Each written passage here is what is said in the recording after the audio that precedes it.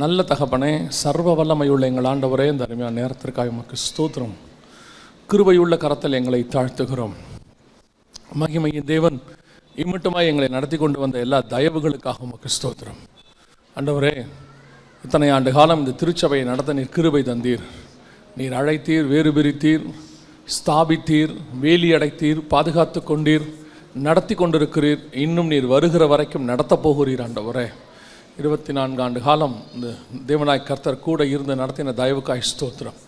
இன்னும் அப்பா, உம்முடைய மகிமை, இரக்கம், தயவு, ஆண்டவரே உம்முடைய வரம் எல்லாம் இந்த ஊழியத்தின் மேல் தங்கி இருக்கட்டும். அப்பா, தொடர்ந்து கர்த்தர் வழி நடத்துங்க. இந்த மாலை வேளையிலும் கர்த்தர் நீர் பேசுவீராக, இடைவிடுவீராக, வார்த்தைகளை அனுப்புவீராக. எங்கள் ஆண்டவர் இயேசு கிறிஸ்துவின் நாமத்தில் ஒப்பு கொடுத்து ஜெபிக்கிறோம் எங்கள் ஜீவனுள்ள நல்ல பிதாவே. அல்லேலூயா. மத்தேயு எழுதின சுவிசேஷம் 24ஆம் அதிகாரம் 3வது வசனத்தில் சீஷர்கள் இயேசுவை பார்த்து ஒரு கேள்வி கேட்கிறார்கள். உம்முடைய வருகைக்கும் உலகத்தின் முடிவுக்கும் அடையாளம் என்ன, எங்களுக்கு சொல்ல வேண்டும் என்றார்கள். அந்த கேள்வி 2 பகுதியாக இருக்கிறது. ஒன்று அவருடைய வருகை, இன்னொன்று உலகத்தின் முடிவு. ஏன் வருகையும் உலகத்தின் முடிவையும் ஒன்றாக கேட்கிறார்கள் என்று சொன்னால், உலகத்தின் முடிவு என்று நாம் எதை புரிந்து கொள்ள வேண்டும் என்றால், இந்த பூமியினுடைய முடிவு அல்ல, இந்த பூமி அழிய போது அது அல்ல. உலகத்தின் முடிவு என்றால், ஆண்டவர் முதல்ல ஆதியிலே தேவன் வானத்தையும் பூமியையும் சிருஷ்டித்தார். இந்த பூமியில் கர்த்தர் என்ன செய்கிறாரு, எல்லாவற்றையும் சிருஷ்டிக்க தொடங்குகிறார். 3வது நாளில் மரம் செடி கொடி, 4வது நாளில் சூரியன் சந்திரன், 5வது நாளில் மீன்கள் பறவைகள், 6வது நாளில் மிருகங்கள் மனுஷர்கள் என்று சொல்லி கர்த்தர் படைக்கிறார். இந்த எல்லா படைப்புகள் இருக்குது பார்த்தீங்களா, அதுக்கு பேர் தான் உலகம். பூமி முன்பு ஒழுங்கின்மையும் வெறுமையுமாக இருந்தது, ஆனால் பூமி இருந்துச்சு. அந்த பூமிக்குள்ளே கர்த்தர் உலகத்தை உண்டாக்குகிறார். இந்த உலகம் ஒவ்வொரு காலகட்டத்தில் முடியும், திருப்பி என்ன செய்யும், ரீஸ்டார்ட் ஆகும். உதாரணமாக ஆதாம் காலத்திலேருந்து நோவா காலம் வரைக்கும் இந்த உலகம் இருந்தது. அதற்கு பிறகு ஜலப்பிரளயம் என்ன பண்ணுச்சு, எல்லாத்தையும் ஒரு மாற்றத்தை கொண்டு வந்தது. திருப்பி ஆண்டவர் என்ன செய்கிறார், அதை நோவாவை கொண்டு அவன் சந்ததியை கொண்டு உருவாக்குறார். அதுக்கப்புறம் ஒரு 2000 வருஷம் இயேசுவின் காலகிருஷ்ணம் வரைக்கும் உலகம் வேறு விதமாக இருந்தது. அதற்கு பிறகு ஆண்டவர் இயேசு கிறிஸ்து வந்த பிறகு புதிய பிரமாணம், பாவ மன்னிப்பு பிரமாணம் எல்லாம் உலகம் வேறு விதமாக இருக்கிறது. இப்போ அதே மாதிரி இப்போ 2000 வருஷம் ஆயிருக்கு. இப்போது இயேசு கிறிஸ்து மீண்டும் வரப்போகிறார். வரும் பொழுது எப்படி நோவா காலத்தில் நடந்ததோ அப்படியே மனுஷகுமாரன் வரும் காலத்திலும் நடக்கும். மத்திய 24, 37, 38 இருக்குது. ஸோ அதே மாதிரி ஒரு மிகப்பெரியதான ஒரு அழிவும், அதற்கு பிறகு எப்படி நோவா காலத்தில் ஃப்ரெஷ்ஷாக ஆரம்பித்தாரோ அதே மாதிரி 1000 வருட அரசாட்சி பூமியிலே தொடங்கும். ஸோ இதைத்தான் உலகத்தின் முடிவு என்று நாம் சொல்லுகிறோம். பூமியின் முடிவு அல்ல. அதற்கு பிறகு 1000 வருஷ அரசாட்சி, அதற்கு பிறகு கொஞ்ச காலம் பிசாசு கட்டவிழ்க்கப்பட வேண்டும், அதற்கு பிறகு மாக்கோகு கூட்டம், அதற்கு பிறகு ஒரு யுத்தம். அது இன்னும் இருக்குது, பூமி ரொம்ப காலம் இருக்கிறது. நாம் எதிர்பார்க்கிறது உலகத்தின் முடிவும் கிறிஸ்துவின் வருகையும். அதோட அர்த்தம் என்னென்னா, இயேசுவின் வருகையோடு கூட சபை காலம் முடிவடைந்து விடும். இந்த சபை காலம் முடிவடைந்த பிறகு ஒரு உபத்திரவ காலம் வரும் பூமியில். இந்த உபத்திரவ காலத்தினுடைய முடிவில் இயேசு கிறிஸ்து பகிரங்கமாக இந்த உலகத்தை தன்னுடைய வார்த்தையினாலே ஆண்டவர் மீண்டுமாக அக்கினியினால் புடமிட்டது போல சுட்டெரித்து மீண்டும் உருவாக்கி அவர் அதில் 1000 வருஷ அரசாட்சி செய்ய போகிறார். ஸோ இதுதான் பைபிளில் சொல்லப்பட்டிருக்கிற டைம்லைன். இப்போ சீஷர்கள் என்ன கேட்குறாங்கன்னா, உம்முடைய வருகைக்கும் உலகத்தின் முடிவுக்கும் அடையாளம் என்ன? அதோட அர்த்தம் என்னென்னா, இயேசு வரப்போகிறார், சபை எடுத்துக்கொள்ளப்பட போகிறது. இந்த பூமியானது நோவா காலத்தில் தண்ணியில் அழிக்கப்பட்ட மாதிரி இன்னும் ஒரு விசை நெருப்பில் சுத்திகரிக்கப்படும். அதற்கு பிறகு ஒரு 1000 வருஷ அரசாட்சி, உபத்திரவ காலம், 1000 வருஷ அரசாட்சி எல்லாம் வரும். ஸோ அதற்கான அடையாளங்களைத்தான் அவர்கள் கேட்கிறார்கள். அந்த அடையாளத்தை தான் 4வது வசனத்திலிருந்து இயேசு கிறிஸ்துவானவர் சொல்லிக்கொண்டே வருகிறார். அதில் குறிப்பாக 8வது வசனம் வரைக்கும் சபை எடுத்துக்கொள்ளப்படுகிற அடையாளம் அங்கே இருக்கிறது. அந்த சபை எடுத்துக்கொள்ளப்படுறதுக்கு முன்னாடி, அவருடைய வருகை சபை எடுத்துக்கொள்ளப்படுறதுக்கு முன்னாடி உள்ள அடையாளங்கள் அங்கே ஒரு 7 அடையாளங்களை நீங்கள் பார்க்க முடியும். 4வது வசனத்திலிருந்து 8வது வசனம் வரைக்கும். 8வது வசனம் சொல்லுகிறது, இவைகளெல்லாம் வேதனைகளுக்கு ஆரம்பம், அப்பொழுது உங்களை உபத்திரவங்களுக்கு ஒப்பு கொடுப்பார்கள் அப்படின்னு 9வது வசனத்தில் இருக்குது. ஸோ அதுக்கு பிறகு உபத்திரவ காலம் ஆரம்பிக்க போகிறது. இப்போ நம்ம என்ன பார்க்க போகிறோம் அப்படின்னு கேட்டிங்கன்னு சொன்னால், அந்த உபத்திரவ காலத்துக்கு முன்னாடி சபை எடுத்துக்கொள்ளப்படுதல் அப்படின்னு சொல்லக்கூடிய விஷயத்தில் அடையாளங்கள் நமக்கு கொடுக்கப்பட்டிருக்கிறது. இந்த அடையாளங்களை நாம் வைத்து கொண்டு தான் அவர் வருகை எவ்வளவு சமீபம் என்பதை நாம் தெரிந்து கொள்ள முடியும். இப்போ உதாரணமாக அதே மத்திய 24 இயேசு சொல்லும் பொழுது, 29, 30, 31, 32 சொல்லும் பொழுது, அவர் அத்தி மரத்தினால் ஒரு ஓமையை கற்றுக்கொள்ளுங்கள், அதில் இளங்கிளை தோன்றி துளிர் விடும் பொழுது வசந்த காலம் சமீபமாயிற்று என்று அறிவீர்கள். அப்படியே இவைகளை எல்லாம் நீங்கள் காணும்போது அவர் வாசல் அருகே சமீபமாய் வந்திருக்கிறார் என்று நீங்கள் அறிவீர்கள். அப்படின்னா அந்த அத்திமரம் துளிர்க்கிற ஒரு அடையாளம் இருக்குது. அதை வச்சுக்கிட்டு, இதில் மானிட்டரில் ப்ராப்ளம் இருக்கா? அதை வச்சுட்டு நம்ம என்ன செய்ய முடியுமா, அவர் வாசலருகே வந்திருக்கிறார் என்று நாம் தெரிந்து கொள்ள முடியும். அதே மாதிரி தான் 7வது சபைக்கு ஆண்டவர் சொல்லும்போது, லவோதிக்கேயாவுக்கு சொல்லும்போது 3ஆம் அதிகாரம் 20ஆம் வசனம் வெளிப்படுத்தின விசேஷத்தில், இதோ நான் வாசப்படியில் நின்று கதவை தட்டுகிறேன் என்று சொல்லுகிறார். அப்போ அத்திமரம் துளிர்க்கிற காலமும் அவர் வாசப்படிக்கு வருகிற காலமும் ஒரே காலமாக இருக்கிறது என்று சொல்லி பார்க்கிறோம். இந்த மாதிரி தான் கிறிஸ்துவின் வருகைக்கான அடையாளங்கள் கொடுக்கப்படுகிறது. இன்னைக்கு இந்த 2வது நாளில் நம்ம என்ன அடையாளம் பார்க்க போகிறோம் அப்படின்னு சொல்லி கேட்டிங்கன்னு சொன்னால், மிக முக்கியமாக இந்த அடையாளங்களுக்குடைய விளக்கங்களை ஒரு இடத்துல கொடுத்துருக்காரு. உதாரணமாக நேற்று வந்தவங்களுக்கு தெரியும், யுத்தங்களின் செய்திகளையும் கேள்விப்படுவீர்கள். அதில் 6வது வசனத்தில் அவர் 2வது அடையாளமாக 3வது அடையாளமாக அதை சொல்கிறாரு.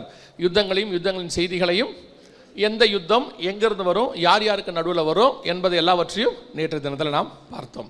இன்றைக்கி நாம் என்ன பார்க்க போகிறோம் அப்படின்னு கேட்டிங்கன்னா, இதே மாதிரி அங்கே பஞ்சங்கள், கொள்ளை நோய்கள்னு கொடுக்கப்பட்டிருக்கிறது. இந்த 2 காரியங்களுக்கான மிக முக்கியமான சில அடையாளங்களை கர்த்தர் நமக்கு தந்திருக்கிறார். அவைகள் எப்போ நடந்தது, இப்போ என்ன நடந்துட்டு இருக்குது, இனி என்ன நடக்க போகுது, இந்த காரியத்தை மாத்திரம் அந்த கர்த்தர் சொன்ன விளக்கத்தை வைத்து பார்த்துட்டு நம்ம ஜெபம் பண்ணி முடிக்க போகிறோம். அதற்கு நம்ம இப்போ எங்கே போக போகிறோம்னா, 6ஆம் அதிகாரம் வெளிப்படுத்தின விசேஷத்தை நீங்கள் திருப்பிக் கொள்ளுங்கள். 6ஆம் அதிகாரம் வெளிப்படுத்தின விசேஷத்தில் முத்திரைகளின் புஸ்தகம் அப்படின்னு ஒன்று இருக்கிறது. இந்த முத்திரைகளின் புஸ்தகம் எப்போ உடைக்கப்படும் அப்படின்னு கேட்டிங்கன்னு சொன்னால், தானியேல் புஸ்தகம் 12ஆம் அதிகாரம் 4வது வசனத்தில் ஆண்டவர் தானியேலை பார்த்து, தானியேல் ஆகிய நீயோவென்றால் முடிவு காலம் மட்டும் இந்த வார்த்தைகளை புதைபுதராக வைத்து இந்த புஸ்தகத்தை முத்திரை போடு அப்படின்னு சொல்கிறார். அந்த முத்திரைகளின் புஸ்தகத்தை குறித்து தான் 6ஆம் அதிகாரத்தில் நாம் வாசிக்கிறோம். அநேகருக்கு இதில் ஒரு சின்ன சந்தேகம் இருக்குது, அல்ல கொஞ்சம் ஊழியக்காரங்களுக்கு கூட ஒரு மாற்று கருத்து இருக்கிறது. என்ன கருத்து அப்படின்னு கேட்டிங்கன்னு சொன்னால், இந்த முத்திரைகளின் புஸ்தகங்கிறது வருகைக்கு பின்னாடி தானே உடைக்கப்படணும் இல்லையா? இது டிஸ்டர்பன்ஸ் இருக்குதே தம்பி, மானிட்டர்லையா மைக்லையா? முத்திரைகளின் புஸ்தகங்கிறது உபத்திரவ காலத்துக்கு பின்னாடி தானே வரும். அந்த முத்திரைகள் எல்லாம் அதுக்கு முன்னாடியே சபை எடுத்துக்கொள்ளப்படும் அப்படின்னு சொல்லி ஒரு சிலருக்கு ஒரு கருத்து இருக்கிறது. எதை வைத்து அவர்கள் சொல்லுகிறார்கள் அப்படின்னு கேட்டால், 4ஆம் அதிகாரம் வெளிப்படுத்தின விசேஷத்தில் 1, 2, 3 வசனத்தில் ஆண்டவர் யோவானை பார்த்து, இங்கே ஏறி வா, இவைகளுக்கு பின்பு சம்பவிப்பதை நான் உனக்கு காண்பிப்பேன் அப்படின்னு சொல்கிறார். அந்த 3 அதிகாரத்தில் சபைக்காலம் முடியுது. 4ஆம் அதிகாரத்தில் யோவான் பரலோகத்துக்கு போகிறார். இதை என்ன சொல்கிறாங்கன்னா, சபைக்காலம் முடிஞ்சிருச்சு, அதோட சபை பரலோகத்துக்கு போகுது. அதைத்தான் அந்த 4ஆம் அதிகாரத்தில் ஆண்டவர் யோவானை பார்த்து சொல்கிறார், இங்கே ஏறி வா அப்படின்னு சொல்கிறாரு. ஸோ சபைக்காலம் முடிஞ்சு சபை பரலோகத்துக்கு போகிறத பற்றி தான் அங்கே இருக்குது அப்படின்னு சொல்கிறாங்க. ஆனால் யோவானை சபைக்கு அடையாளமாக ஒரு இடத்திலும் கர்த்தர் சொல்லவே இல்லை, ஒரு இடத்துல கூட சொல்லவே இல்லை. யோவானுக்கு சொல்லும்போது சபைகளுக்கு எழுதுன்னு தான் சொல்லியிருக்காரு ஒழிய யோவான சபையாக ஆண்டவர் என்ன செய்யலை, சொல்லலை. இன்னும் கொஞ்சம் நீங்கள் பின்னாடி போய் பார்த்தீங்கன்னா 22ஆம் அதிகாரத்தில் வாசிக்கும் பொழுது, ஆவியும் மனவாட்டியும் வாய் என்பார்களாக, கேட்கிறவனும் வாய் என்பானாக, இவைகளை உங்களுக்கு சாட்சியாக எழுதுகிறவன் அப்படின்னு யோவானை பற்றி அங்கே தனியாக இருக்குது. சபை வேறு, யோவான் வேறு. ஸோ நிறைய பேர் அதை கன்ஃபியூஸ் பண்ணிக்கிறதுனால கொஞ்சம் பேர் என்ன சொல்கிறாங்கன்னா, இல்லை 6ஆம் அதிகாரம்லாம் இப்போ நடக்காது, அதெல்லாம் வருகைக்கு பின்னாடி தான் நடக்கும், கவலைப்படாதீங்க அப்படின்றாங்க. இதில் பெரிய விஷயமே என்னென்னா, அந்த காரியம் நடந்துக்கிட்டு இருக்குது, இல்லை நடக்காதுன்னு சொல்கிறதுனால இப்போ அவங்களுக்கான அடையாளங்களோ அல்ல காலகட்டத்தில் நாம் இருக்கிறோம் என்பதே அவங்களுக்கு புரிய மாட்டேங்குது. உதாரணமாக இயேசு இஸ்ரவேலில் பிறந்துட்டார் குழந்தையாக. ஆனால் இஸ்ரவேல் ஜனங்களுக்கு அவர் பிறக்கத்தாருன்னு அவங்களுக்கு என்ன செய்யலை, தெரியல. சாஸ்திரிகள் ஒரு அடையாளத்தை சொல்கிறாங்க, நட்சத்திரத்தை வச்சு ஒரு அடையாளத்தை சொல்கிறாங்க. அதற்கு பிறகுதான் வேதவசனத்தை அவங்க என்ன செய்கிறாங்க, ஆராய்ந்து பார்க்குறாங்க. அது வரைக்கும் அவங்க என்ன நினச்சிட்டு இருக்கிறாங்கன்னா, இன்னும் மேசியா பிறக்கலை, இனிமேல் தான் வருவாருன்னு நினச்சிக்கிட்டே இருக்கிறாங்க. அதே மாதிரி தான் நாமுமே பல நேரத்தில் பைபிளில் சொன்ன அடையாளங்கள்லாம் நடந்துக்கிட்டு இருக்குது, நம்ம கண்ணுக்கு முன்னாடி நிறைவேறிக்கிட்டே இருக்குது. ஆனால் நம்மளை பொறுத்த வரைக்கும் என்ன பிரச்சனை, இந்த பைபிளில் உள்ள ப்ராஃபஸியெல்லாம் நம்ம காலகட்டத்துக்கு பின்னாடி தான் நடக்கும், நாம் இருக்கும்போது இதெல்லாம் நடக்காது அப்படின்னு நம்ம நினச்சிட்டு இருக்கிறோம். பாருங்கள், இஸ்ரவேல் திரும்பி வரும்னு கர்த்தர் சொன்னார், 76 வருஷம் ஆகிப்போச்சு. நம்ம அதை ஒரு ப்ராஃபஸியாக பார்க்குறோமா, பார்க்கறதில்ல. எருசலேம் திரும்பி அதே ஸ்தானத்துக்கு வரும்னார், வந்துடுச்சு. இஸ்ரவேலுக்கு ராஜா வரும்னு ஆண்டவர் சொன்னார், அதான் பெரிய விஷயம். எசேக்கியேல் 37, 24, 25 இஸ்ரவேலுக்கு ராஜா வரும் என்று ஆண்டவர் சொன்னார். கிட்டத்தட்ட சிதேக்கியா காலத்துக்கு பிறகு இஸ்ரவேலுக்கு ராஜாவே கிடையாது, புறஜாதியார் தான் ராஜாவாக இருந்தாங்க. ஏரோதா இருப்பார், பிலாத்து இருப்பார், அதுக்கு முன்னாடி நேபுகாத் நேச்சார் வந்தார், சனகரிப்பு, இப்படி தான் இருப்பாங்களே ஒழிய நீங்கள் தெளிவாக எடுத்து பாருங்கள், இஸ்ரவேலுக்கு ராஜா இருக்கவே மாட்டார். ஆனால் இப்போ இஸ்ரவேலுக்கு ராஜா இருக்கிறார். நம்ம கண்ணுக்கு முன்னாடி ஒரு பிரைம் மினிஸ்டர்னு ஒருத்தர் உட்காந்துருக்கிறார். இது நிறைவேறின தீர்க்க தரிசனம். ஆனால் இது நம்ம நிறைவேறிச்சுன்னு நம்ம எடுத்துக்க மாட்டோம். நம்மளை பொறுத்த வரைக்கும் இனிமேட்டு தாங்க எல்லாம் நடக்கும், இல்லை அந்த காலகட்டம் நம்ம காலகட்டம் தான் நடக்குது அப்படின்னா நம்ம அதை ஒத்துக்க மாட்டோம். அது மாதிரி தான் நம்ம மிக முக்கியமான சில தீர்க்க தரிசனங்களை நம் காலத்தில் நிறைவேறுகிறதை விட்டு விடுகிறோம். இனிமேட்டு தான் நடக்க போகுதுன்னு நினச்சி விட்டுறோம். அப்படி விட்ட சில காரியங்கள் இருக்குது. நாங்கள் இது ரொம்ப காலமாக சொல்லிக்கிட்டே இருக்கிறோம். 2012 சொல்கிறோம், பைபிளில் உள்ள நம்ம காலத்துக்குரிய தீர்க்க தரிசனங்கள்லாம் நிறைவேறிக்கிட்டே இருக்குது அப்படின்னு சொல்லி ஆண்டவர் வெளிப்படுத்துறதை வச்சு சொல்கிறோம். ஆனாலும் பெரும்பான்மையானவங்க அப்படிலாம் இல்லைங்க, அதெல்லாம் நடக்காது, அதெல்லாம் இனிமேட்டு தான் நடக்க போகுது அப்படின்னு சொல்கிறோம். இப்போ நாம் எதை பற்றி பார்க்க போகிறோம் மிக முக்கியமாக அப்படின்னு சொல்லி பார்த்தீங்கன்னு சொன்னால், 6ஆம் அதிகாரத்தில் 6 முத்திரைகள் இருக்கிறது. இந்த 6 முத்திரைகளில் நாம் 3வது முத்திரையின் காலகட்டத்தில் வாழ்ந்து கொண்டு இருக்கிறோம். ஆனால் அதை நிறைய பேர் இல்லை அப்படிலாம் இல்லை, அது இப்படிலாம் உடைக்காது, அதெல்லாம் எங்களுக்கு அந்த காலத்தில் சொல்லி கொடுத்தாங்க, அந்த காலத்தில் சொல்லி கொடுத்தாங்க, அன்னைக்கு கிடைச்ச வெளிச்சத்தில் அன்னைக்கு உள்ள அறிவில் அவங்க சொல்லி கொடுத்தாங்க, அது தப்பு கிடையாது. பட் அன்னைக்கு யோவான் ஸ்நானகனை போய் பார்த்து கேட்டாங்க, நீர் தான் மேசியாவா அப்படின்னு கேட்டோன்னா அவர் சொல்கிறார், இல்லைங்க, எனக்கு பின் ஒருவர் வருகிறார். அப்போ ஏன் அந்த வேதபாரர்கள் ஆசாரியர்கள்லாம் போய் கேட்டாங்க? ஏன்னா அவருடைய அடையாளத்தை வச்சு அவங்க நினச்சிக்கிறாங்க இவர் தான் மேசியான்னு சொல்லி. அதே மாதிரி தான் சில காரியங்களை வச்சுக்கிட்டு அவங்க அன்னைக்கு கிடைச்ச வெளிச்சத்தில் சொன்னாங்க. ஆனால் உண்மையான அந்த காலகட்டம் நிறைவேறும் போது கர்த்தர் அதை வெளிப்படுத்துவார். இப்போ நாம் 6ஆம் அதிகாரத்தில் 6 முத்திரைகள் இருக்கு. அதில் குறிப்பாக நம்ம காலகட்டத்தில் நடந்த ஒரு முத்திரை 6ஆம் அதிகாரத்தில் 2வது வசனத்தில் சொல்லப்பட்டதான 1வது முத்திரை 2012 ஆரம்பிச்சிருச்சு. அப்பத்துலேருந்து நாங்கள் சொல்லிக்கிட்டே இருக்கிறோம். அப்போவே இது ஆரம்பிச்சிருச்சு, நடந்துக்கிட்டு இருக்குது. அன்றைக்கி ஆண்டவர் எங்களுக்கு கொடுத்த கிருபையினால் ஒவ்வொரு ஊழியக்காரங்கிட்டையும் ஊழியக்கார கூடுகையில் போய் சொல்லிகிட்டு இருந்தோம், இல்லை இப்படி நடக்குது, வருது, ஆயத்தப்படணும்னு. யாருமே அதை சீரியஸாக எடுத்துக்கல, ரொம்ப அசட்டையாக எடுத்துக்கிட்டாங்க. இப்போ அடுத்து மிக முக்கியமானது 6ஆம் அதிகாரம் 4ஆம் வசனம், வெளிப்படுத்தின விசேஷம் வாசிங்க. 6:4 வாசிங்க.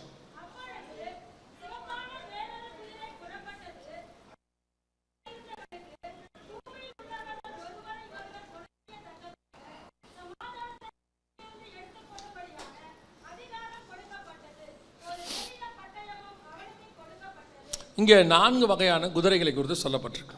6:2 வெள்ளை குதிரை, 6:4 சிவப்பு குதிரை, 6:5 கருப்பு குதிரை, 6:8 மங்கின நிறமுள்ள குதிரை அப்படின்னு இருக்கு. இந்த குதிரை என்றால் என்ன? பல நேரத்தில் நம்ம வசனத்தை அப்படியே விட்டுட்டு போயிடுறோம், அல்லது படிக்க இன்ட்ரெஸ்ட், அதாவது எப்படின்னா புரியலிங்க அப்படின்னு நம்ம சொல்கிறது காரணம் என்னென்னா, இது எல்லாம் ஒரு வகையான ஓமை. ஆண்டவர் பரலோகத்தின் ரகசியத்தை ஓமையாக கொடுத்துருக்கிறான்னு சொல்கிறார் மத்தேயு 13. அப்படி இருக்கும் பொழுது இதை நம்ம குதிரையாக பார்க்கறதுனால தான் அது புரியாமல் நமக்கு போயிடுது.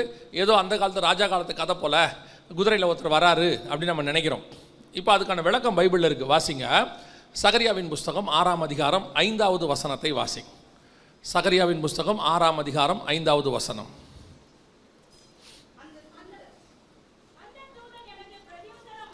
அந்த தூதன் எனக்கு பிரதியுத்தரமாக, இவைகள் சர்வ லோகத்திற்கும்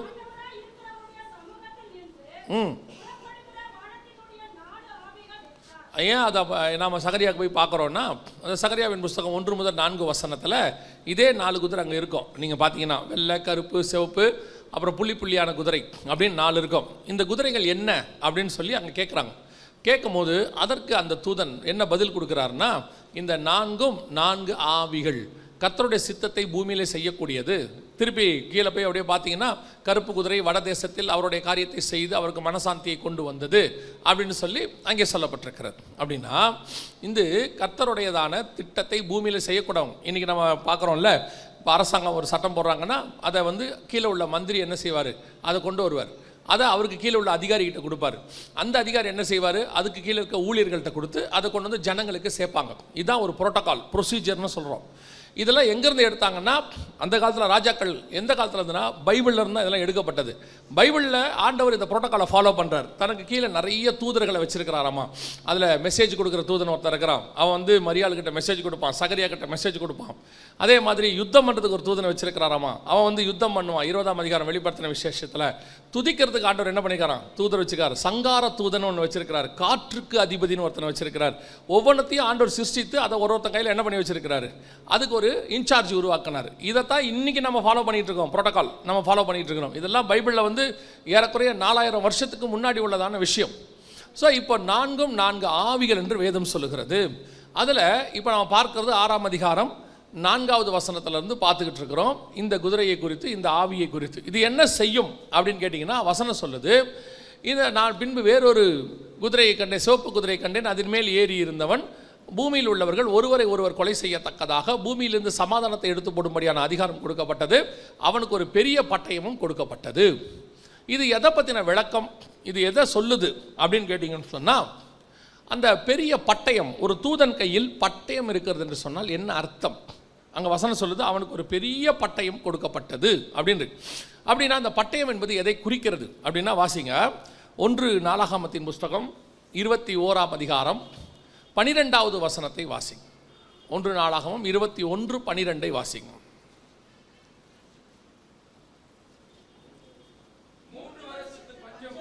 3 வருஷத்து பஞ்சமோ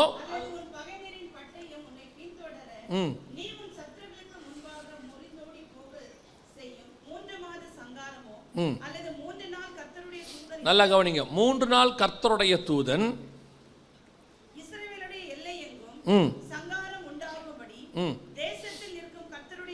தேசத்தில் நிற்கும் கர்த்தருடைய பட்டயமாகிய அந்த தூதன் கையில் பட்டயம் இருக்கிறதுனா என்ன அர்த்தம்? கொள்ளை நோயின் அர்த்தம். இப்போ நீங்கள் இன்னும் தெளிவாக சொல்லணும், அந்த தூதன் பட்டயத்தை பிடித்திருந்தான்னு அங்கே இருக்கும். 16வது வசனத்தை வாசிங்க. 16. தன் கண்களை ஏறெடுத்து பூமிக்கு வானத்துக்கு நடுவில் இருக்கிற கர்த்தருடைய தூதன் உருவின பட்டயத்தை தன் கையில் பிடித்து அதை எருசலேமின் மேல் நீட்டிருக்க கண்டான். 14வது வசனம் 14. ஆகையால் கர்த்தர் இஸ்ரவேலிலே கொள்ளை நோய் வரப்பண்ணினார். அப்போ ஒரு தூதன் ஒரு பட்டணத்துக்கு நேராக தன் பட்டயத்தை நீட்டி கொண்டு நின்றால் அங்கே என்ன வரும்? கொள்ளை நோய் வரும் என்று சொல்லி பார்க்கிறோம். இது நமக்கு ஏற்கனவே கொடுக்கப்பட்டிருக்கிறதான ஒரு உதாரணம். இப்போ நீங்கள் 6ஆம் அதிகாரம் 4ஆம் வசனம் வெளிப்படுத்தின விசேஷத்துக்கு வந்துருங்க. இப்போ தூதன் ஒரு பெரிய பட்டயத்தை வைத்திருக்கிறான். அப்படின்னா என்ன அர்த்தம்? ஒரு பெரிய கொள்ளை நோய் கொடுக்கப்பட்டது. அன்னைக்கு கொடுக்கப்பட்ட பட்டயம் வெறும் இஸ்ரவேலுக்கு மட்டும், எருசலேமுக்கு மட்டும், எருசலேமுக்கு நேராக நீட்டி இருந்தால் அன்றைக்கி இஸ்ரவேலில் அந்த ஒரு சின்ன தேசத்துக்காக. ஆனால் இது முழுக்க பூமி முழுக்க அந்த வசனம் சொல்லுது, அவனுக்கு ஒரு பெரிய பட்டயம் கொடுக்கப்பட்டது. அந்த பெரிய பட்டயம் எப்படி இருந்துச்சா, பூமியில் உள்ளவர்கள் ஒருவரை ஒருவர் கொலை செய்யத்தக்கதாக. அதுக்கு முந்தின வசனம் அப்படி தான், லைனில் அப்படி தான் இருக்குது. அந்த 6:4 பூமியில் உள்ளவர்கள் ஒருவரை ஒருவர் கொலை செய்யத்தக்கதாக பூமியிலிருந்து சமாதானத்தை எடுத்து போடும்படியான அதிகாரம் கொடுக்கப்பட்டது அப்படின்னு இருக்கு. இந்த ஒருவரை ஒருவர் கொலை செய்யணும். அதுக்கு என்ன பட்டயம் அப்படின்னு கேட்டிங்கன்னா, அதுக்கு ஒரு பட்டயம் இருக்குதாம். அது என்ன பட்டயம்னா கொள்ளை நோய். ஒரு கொள்ளை நோய் வருமா, அது எப்படி இருக்குமா கடைசி காலத்தில்? ஏன்னா முத்திரைகள் எப்போ உடைக்கப்படும் கேட்டிங்கன்னு சொன்னால், முடிவு காலத்தில் உடைக்கப்படும்னு தானியேல் 12:4 இருக்குது. முடிவு காலம் மட்டும் இதை என்ன செய்ய முத்திரை போடு. முடிவு காலம் என்பதற்கு நமக்கு என்ன அடையாளம் அப்படின்னு கேட்டிங்கன்னு சொன்னால், இஸ்ரவேல் ஜனங்கள் திரும்பி வருவது. எப்போ இஸ்ரவேல் ஜனங்கள் திரும்பி வராங்களோ அது கடைசி காலம் என்று ஓசியா 3:4-5 இருக்குது. நேற்று கூட நம்ம வாசித்தோம். அப்படியானால் இஸ்ரவேல் ஜனங்கள் திரும்பி வந்த பிறகு ஒரு கொள்ளை நோய் வரும், உலகம் முழுக்க வரும். அந்த வசனம் அப்படி தான் சொல்லுது, பூமி முழுக்க அந்த கொள்ளை நோய் வரும். அது எப்படி கொலை செய்யுமா? ஒருவரை ஒருவர் கொலை செய்யத்தக்கதாக. இந்த கொள்ளை நோய் அப்படின்னா கில்லிங் டிசீஸ்னு ஆங்கிலத்தில் சொல்லுவாங்க. மரணத்தை கொண்டு வர நோய்க்கு பேர் தான் கொள்ளை நோய். சில நோய்கள் மரணத்தை கொண்டு வராது, அது ஆனால் நிறைய பேருக்கு பரவும். இந்த மெட்ராசைன்லாம் சொல்லுவாங்க. சில நேரத்தில் இந்த வைரல் ஃபீவர்னு சொல்லுவாங்க. வீட்டில் ஒருத்தருக்கு வந்து அது என்ன செஞ்சிடும், எல்லாருக்கும் வரும், ஆனால் மரணம் வராது. நல்ல உடம்பு சூடாகும், மாத்திரை போட்டால் சரியாயிரும். இது ஒரு நோய் என்னென்னா, வைரலாக எல்லாருக்கும் பரவும், ஆனால் சில நோய் மரணத்தை கொண்டு வரும். அதே நேரத்தில் மரணத்தை கொண்டு வர கொள்ளை நோயில் சிலது பரவாது. ஒருத்தர் மூலமாக இன்னொருத்தருக்கு என்ன செய்யாது, பரவாது. இப்போ கேன்சர் இருக்குது, ஒருத்தர் மூலமாக இன்னொருத்தருக்கு என்ன செய்யாது, அது பரவாது. அதே மாதிரி சில நோய் இருக்குது, ஒருத்தர் மூலமாக இன்னொருத்தருக்கு பரவும், ஆனால் கொள்ளை நோய் வராது. இது இல்லாமல் 3வது பாயிண்ட் இருக்குது. என்னன்னு கேட்டிங்கன்னா, சில நோய் சில ஏரியாவில் மட்டும்தான் வரும். அப்போ கர்நாடகாவில் வரும், சிலது கேரளாவில் மட்டும் வரும், சிலது இந்தியாவில் வரும், மற்ற நாட்டில் இருக்காது, சிலது ஆப்பிரிக்காவில் வரும், இந்தியாவில் வரும், அமெரிக்காவில் இருக்காது. ஆனால் இதை பற்றி என்ன வசனம் சொல்லுதுன்னா, 6:4 பூமியில் உள்ளவர்கள் பூமி முழுக்க வருமா, ஒருவரை ஒருவர் கொலை செய்யத்தக்கதாக ஒரு கொள்ளை நோய் வரும் அப்படின்னு வேதம் சொல்லுது. இப்போ கவனிங்க, ஒருவரை ஒருவர் கொலை செய்யத்தக்கதாக அப்படின்னா என்ன அர்த்தம்? நம்ம ஒரு 2019 கொரோனா வந்தது, உங்கள் எல்லாருக்கும் தெரியும். அப்போ வரும்போது நமக்கு ஒரு காரியம் சொன்னாங்க, உங்கள் ஞாபகம் இருக்கும்னு நினைக்கிறேன். தனித்திரு, விழித்திரு, விலகியிரு அப்படின்னு சொன்னாங்க. குவாரண்டைன் அப்படிங்கிற ஒரு வார்த்தையை யூஸ் பண்ணாங்க. விலகியிரு அப்படின்னு சொன்னாங்க, தனிமையாக இருங்க அப்படின்னாங்க. எதற்காக அப்படி சொன்னாங்க அப்படின்னு கேட்டிங்கன்னா, இந்த கொரோனாவுடைய ஸ்பெஷாலிட்டியை தண்ணி வழியாவோ காற்று வழியாவோ அது என்ன செய்யாது, பரவாது. அது ஒரு மனுஷன்லேருந்து இன்னொரு மனுஷன் வழியாக தான் பரவும். அந்த கொரோனாவுடைய அந்த கிருமிக்கு ஒரு சர்டன் வெயிட் இருக்குது, அது சில மில்லிகிராம் சொல்லுவாங்க. அது குறிப்பிட்ட டிஸ்டன்ஸ், ஒரு 6 அடி 12 அடி அவ்வளோதான். அதனால தான் என்ன சொல்லுவாங்க, ஒரு கொடை பிடிச்சி நின்றுக்கிட்டிங்கன்னா 2 பேர் கொடை பிடிச்சி நின்னாங்கன்னா அந்த கொரோனா என்ன செய்யாது, பரவாது. ஏன்னா அதுக்கு மேலே அது ட்ராவல் ஆகாதுன்னு அர்த்தம். ஒருவர் மூலமாக இன்னொருத்தருக்கு அது பரவுச்சு. 2019 டிசம்பரில் சைனாவில் ஊகான் மாநிலத்தில் வந்துச்சுன்னு சொன்னாங்க. ஆனால் உலகத்தில் இருக்கக்கூடிய ஏறக்குறைய 185 நாடுகளுக்கு மேலே வந்துடுச்சு. 2 தீவுக்கு மட்டும்தான் வரலையாமா. ஆல்மோஸ்ட் எல்லா நாட்டுக்கும் வந்துச்சு. எப்படி வந்துச்சு அப்படின்னு கேட்டிங்கன்னா, வெறும் மனுஷங்க வழியாக மட்டும்தான் வந்துச்சு. சிலது மிருகங்கள் வழியாக வரும், சிலது தண்ணி வழியாக பரவும். இது வேற எது வழியாகவும் பரவல, வெறும் மனுஷன் வழியாக மட்டும் பரவுச்சு. அது மட்டும் இல்லை, அது எங்கெங்கெல்லாம் போச்சோ எல்லா இடத்துக்கும் மரணம் வந்துச்சு. இப்படி ஒரு கொள்ளை நோய் இந்த கடைசி 80-100 வருஷத்தில் நம்ம பார்த்ததே கிடையாது. இதுதான் ஃபஸ்ட்டு டைம். 1948 இஸ்ரேலர்கள் வந்தாங்க, 2020 வந்துச்சு. ஏறக்குறைய 75-76 வருஷமாக இப்படி ஒரு கொள்ளை நோய் நம்ம பார்த்ததே இல்லை. எல்லா நாட்டிலையும் மரணம், அது போன இடத்துல எல்லாம் ஒருவரை ஒருவர் கொலை செய்யத்தக்கதாகும். அதை விட பெரிய விஷயம் என்ன அப்படின்னு கேட்டிங்கன்னா, அந்த அடுத்த லைன் சொல்லும், ஒருவரை ஒருவர் கொலை செய்யத்தக்கதாக பூமியிலிருந்து சமாதானத்தை எடுத்து போடும்படியான. நீங்கள் எந்த ஒரு எக்கனாமிஸ்ட்டை போய் கேளுங்க, அல்லது ஒரு மருத்துவர்கிட்ட கேளுங்க, அல்லது ஜியாலஜிஸ்ட்னு சொல்லுவாங்க, அல்லது இந்த கிளைமேட்டை கணிக்கிறவங்க இருப்பாங்க, யாரை வேணாலும் கேளுங்க, எல்லாரும் ஒரு காரியம் சொல்லுவாங்க, கொரோனாவுக்கு பின்னாடி உலகமே வேற மாதிரி ஆயிடுச்சுங்க அப்படிம்பாங்க. கொரோனாவுக்கு அப்புறம் மனுஷனுடைய மைண்டு மாறிடுச்சு, எல்லாமே இந்த ஒர்க் ஃப்ரம் ஹோம் ஸ்டடி எல்லாம் அப்படி ஆயிடுச்சு, ஆன்லைன் ஸ்கூலு காலேஜ் ஆயிடுச்சு. அதுக்கப்புறம் நம்மளுடைய வாழ்க்கை முறை எல்லாமே ஆன்லைன். இது மட்டும் இல்லை, எக்கானமி பயங்கர அவுட்டு. இந்த மருந்து வாங்கினதில் அது இதுலன்னு சொல்லி விலைவாசி ஏறி, இந்த உலகத்தினுடைய மொத்த சமாதானமோ ஒரே ஒரு கிருமி, கண்ணுக்கு தெரியாத கிருமி, ஆனால் இருந்துச்சு, கண்ணுக்கு தெரியாது. வசனம் சொல்லுது, பூமியிலிருந்து சமாதானத்தை எடுத்து போடும்படி. எந்த ஒரு காரியத்தை இப்போ கூட எடுத்து ஒரு நாட்டுடைய பொருளாதாரத்தை பற்றி பேசும்போது சொல்கிறாங்க, கொரோனாவில் விழுந்த நாடு தாங்க அது, அதுக்கப்புறம் எழுந்திரிக்கவே இல்லைங்க அப்படின்றாங்க. ஏன்னா கொரோனாவில் ஒரு வேக்சின் ஒன்று வாங்கணும்னு வச்சுக்கோங்க, வெளிநாட்டிலேருந்து கொடுத்தாங்க, கோவிஷீல்டுன்னு ஒன்று கொடுத்தாங்க. அப்புறம் வந்துட்டு அங்கே ஃபைசர்னு சொல்லுவாங்க, கோவிஷீல்டு சொல்லுவாங்க, கொடுத்தாங்க. இதெல்லாம் வாங்கணும்னா ஒரு ஆளுக்கு அரசாங்கம் $35 செலவு பண்ணிச்சு ஒரு வேக்சினுக்கு. நமக்கெல்லாம் 2-3 போட்டாங்க. ஸோ குறைஞ்சபட்சம் ஒரு ஆளுக்கு $70 மேலே செலவு பண்ணாங்க அன்னைக்கு. $70 இந்தியா பணத்தில் கணக்கு பண்ணிக்கோங்க. குறைஞ்சபட்சம் அன்னைக்கு உள்ளதுக்கு 5000-லேருந்து 6000 ரூபாய்க்குள்ள. ஒரு 100 கோடின்னு வச்சுக்கோங்க, 130 கோடி நம்ம இருந்தோம், ஒரு 100 கோடி பேருக்கு போட்டிருந்தா கூட எத்தனை ஆயிரம் கோடி செலவாயிருக்கும்னு பாருங்கள். ஏன்னா அரசாங்கம் ஃப்ரீயாக தான் போட்டுச்சு, தனியார்கள் தான் காசில் போட்டாங்க. நம்ம ஓரளவுக்கு தாங்கிட்டோம், பெரிய நாடு. சின்ன சின்ன நாடெல்லாம் அவுட்டு, எல்லா நாடும் அப்படியே பொருளாதாரத்தில் காணாமல் போயிடுச்சு. வேதம் சொன்னபடி ஒருவர் மூலமாக ஒருத்தருக்கு மரணத்தை கொண்டு வரக்கூடிய ஒரு பெரிய பட்டயமாகிய கொள்ளை நோய் பூமி முழுக்க வந்துச்சு. கர்த்தர் சொன்ன அந்த மத்தேயு 24 உம்முடைய வருகைக்கு அடையாளம் என்னன்னு கேட்டபோது ஆண்டவர் சொன்ன அடையாளத்தில் ஒன்று கொள்ளை நோய்கள். அதில் ஆண்டவர் 7 அடையாளம் சொல்லுவார், அதில் ஒன்று என்ன இருக்குது, கொள்ளை நோய்கள். அப்படியே நம்முடைய காலத்தில் இப்படி ஒரு கொள்ளை நோய் கடைசி காலத்தில் இஸ்ரவேல் வந்த பிறகு வந்துச்சு. ஆனால் இதில் என்ன பெரிய விஷயம் அப்படின்னு கேட்டிங்கன்னு சொன்னால், இந்த கொள்ளை நோய் வந்துச்சு, வரப்போகுதுன்னு பைபிளில் எழுதியிருக்கு. ஆண்டவர் வெளிப்படையாகவும் கொள்ளை நோய்னு சொல்லியிருக்கிறார். சபைக்கு சொல்லும்போது, ஆசியாவில் உள்ள 7 சபைகளுக்கு எழுதுன்னு சொல்லும் போது ஆண்டவர் எழுதுனதில் இந்த கொள்ளை நோயும் இருக்குது, 6ஆம் அதிகாரம் வெளிப்படுத்தின விசேஷம் இருக்குது. ஆனால் இந்த விஷயம் சபைக்கு தெரியுமா? கொரோனா வர்றதுக்கு முன்னாடி நமக்கு இப்படி ஒரு விஷயம் இருக்குன்னு தெரியுமா, பைபிளில் இருக்குன்னு தெரியுமா? நேரடியாக கொள்ளை நோயின்னு இருக்குது, அதையும் நம்ம பெருசாக எடுத்துக்கல. அது எப்படி வரும், எப்படி மரணத்தை கொண்டு வரும்னு இருக்குது, அதுவும் நமக்கு தெரியல. ஆனால் ஆண்டவர் எழுதி கொடுத்துருக்கிறார். இப்போ ஆண்டவர் என்ன செய்வார், கையில் பைபிள் இருக்குது, அதை எழுதி கொடுத்த ஆவியானவர் நமக்குள்ளே இருக்கிறாரு, ஆவியானவர் நடத்தப்படுகிற சபை இருக்குது. அப்போ ஏன் இந்த விஷயம் நமக்கு தெரியலை, அதான் கேள்வி.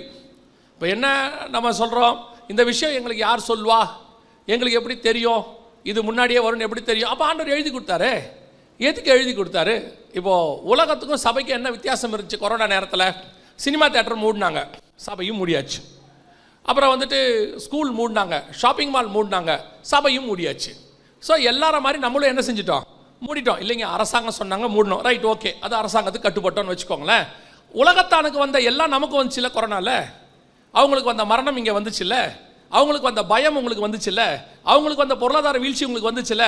அப்போ உலகத்துக்கும் சபைக்கும் என்ன வித்தியாசம்? இப்போது எகிப்து முழுக்க வாதை வந்துச்சு, அது இஸ்ரவேல் இருந்த கோசேன் நாட்டில் மட்டும் வரவில்லைன்னு இருக்கு. அப்படி இருந்தால்தான் அவர்கள் தேவ ஜனம்னு வித்தியாசம். அப்போ அவங்க ஒரு சர்வே எடுப்பாங்க எகிப்தில், கேட்பாங்க, என்னங்க நடந்துச்சு? எல்லாம் வந்தாங்க, ஆனா அந்த இஸ்ரவேல் ஜனங்க அடிமைகள் இருக்கிறாங்களே, அவங்களுக்கு மட்டும் இதெல்லாம் வரலீங்க. ராஜா கிட்ட போய் சொல்லியிருப்பாங்க. அடுத்த தலைப்புல சங்காரமாகுது, எல்லா வீட்லையும் நடக்குது, ஆனா ஆட்டுக்குட்டி ரத்தம் பூசப்பட்ட இஸ்ரவேல் வீட்டில் மட்டும் நடக்கல. அந்த வித்தியாசம் வந்தாதான் ராஜா விடுதலையாக்குவான். அப்பதான் அந்த ஜனங்கள் நம்முடைய தேவன் மெய்யான தேவன் தெரிஞ்சு கொள்வாங்க. பாருங்க, இஸ்ரவேல் ஜனங்க விடுதலையாகி போறாங்க. வெறும் இஸ்ரவேலர்கள் மட்டும் போனாங்கன்னு வசனம் சொல்லல, அவர்களோடு கூட அநேக புறஜாதியாரும் புறப்பட்டு போனாங்க. ஏன் இவெல்லாம் ஏன் புறப்பட்டு போனான்னு தெரியுமா? அவன் பார்க்கறான், எகிப்து கடவுளுக்கும் இஸ்ரவேல் கடவுளுக்கும் வித்தியாசத்தை பார்க்கறான்.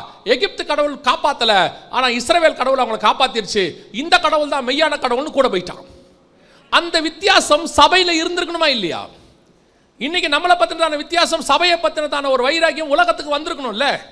அவங்க என்ன சொல்லியிருக்கணும்? இந்தியா முழுக்க சர்வே எடுத்தாங்க, இப்போ எடுத்தாங்க, போன வருஷம் எங்கெங்க என்னென்ன பாதிப்பு வந்துச்சுன்னு பேப்பரில் வந்துச்சு. அப்போ எடுத்ததை விட அதிக பாதிப்பு நடந்திருக்குது அப்படின்னு சொல்லி ஒரு சர்வே கொடுத்தாங்க. அவன் என்ன எடுத்துருக்கணும்? சர்வேல என்ன சொல்லியிருக்கணும்? எல்லா பக்கமும் மரணம் நிறையா இருந்துச்சுங்க, ஆனால் கிறிஸ்தவங்க இருக்க ஏரியாவில் மட்டும் மரணமே இல்லை, கிறிஸ்தவர்களுக்குள்ள மரணம் வரலன்னு ஒரு சாட்சி வந்திருந்தா சுவிசேஷம் நம்ம சொல்ல வேணாம், சுவிசேஷம் தானா இந்தியா முழுக்க போயிருக்கும். இயேசுவே மெய்யான தேவன்னு சொல்லி. ஏன் இல்லை? அதான் கேள்வி. இப்போ நீங்கள் கைத்தட்டுறது ஒன்றும் பெருசு இல்லை. இப்போ நீங்கள் கைத்தட்டுறதுல ஆண்டவரை மகிமைப்படுத்துறீங்க, சோத்திரம். ஏன் நடக்கலை? ஏன் அப்படி ஒரு காரியம் நடக்கலை? அப்போனா என்ன அர்த்தம்? நமக்கு உலகத்துக்கு என்ன வித்தியாசம்? அவர்கள் தேவனுக்கும் நம்ம தேவனுக்கும் என்ன வித்தியாசம்? திருப்பி திருப்பி ஆண்டவர் சொல்லிட்டே இருக்கிறாரு, நான் என்னுடைய மகத்துவங்களை அவர்களுக்கு எழுதி கொடுத்தேன். இதே மத்திய 24 சொல்றார், 25, இதோ நான் உங்களுக்கு முன்பதாகவே அறிவித்திருக்கிறேன். ஆண்டவர் திருப்பி திருப்பி சொல்றாரு தானே எல்லாத்தையும். அதை எழுதி வாங்கி வச்சிருக்கிற உங்களுக்கும் எனக்கும் என்ன பிரயோஜனம்னு கேட்கிறேன். அவங்களுக்கு வந்த மாதிரி தான் எல்லாம் நமக்கும் வந்துச்சு. அப்ப என்ன நடந்திருக்கணும் இந்த விஷயத்துல?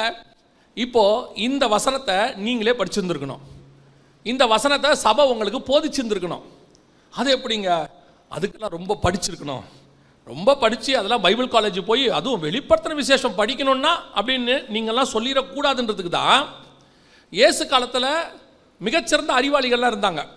பவுல் மாதிரி அறிவாளிகள் இருந்தாங்க. அவங்களுக்கு எல்லாம் கொடுத்துட்டு இந்த வெளிப்படுத்தின விசேஷத்தை மட்டும் படிப்பறிவே இல்லாத ஒருத்தங்க கையில் கொடுத்தாரு. யாருக்கு கொடுத்தாரு? யோவானுக்கு கொடுத்தாரு. அப்போஸ்தலர் நடவடிக்கைகள் சொல்லுது, பேதுரு சொல்றாரு, யோவானும் பேதுரும் சொல்றாங்க, படிப்பறிவில்லாத எங்களை கொண்டு கர்த்தர் இப்படிப்பட்ட காரியங்கள் செய்தார். நீங்க இந்த கதையை சொல்லிடுவீங்கன்றதுக்கு தான் உடனே சில ஊழியர்கள் என்ன கதை விடுவாங்க தெரியுமா? அதுக்கெல்லாம் ரொம்ப படிச்சிருக்கணுங்க, இந்த கதையை விடக்கூடாதுன்றதுக்கு தான் அந்த ஆண்டவர் கொடுத்ததே படிக்காதவங்ககிட்ட.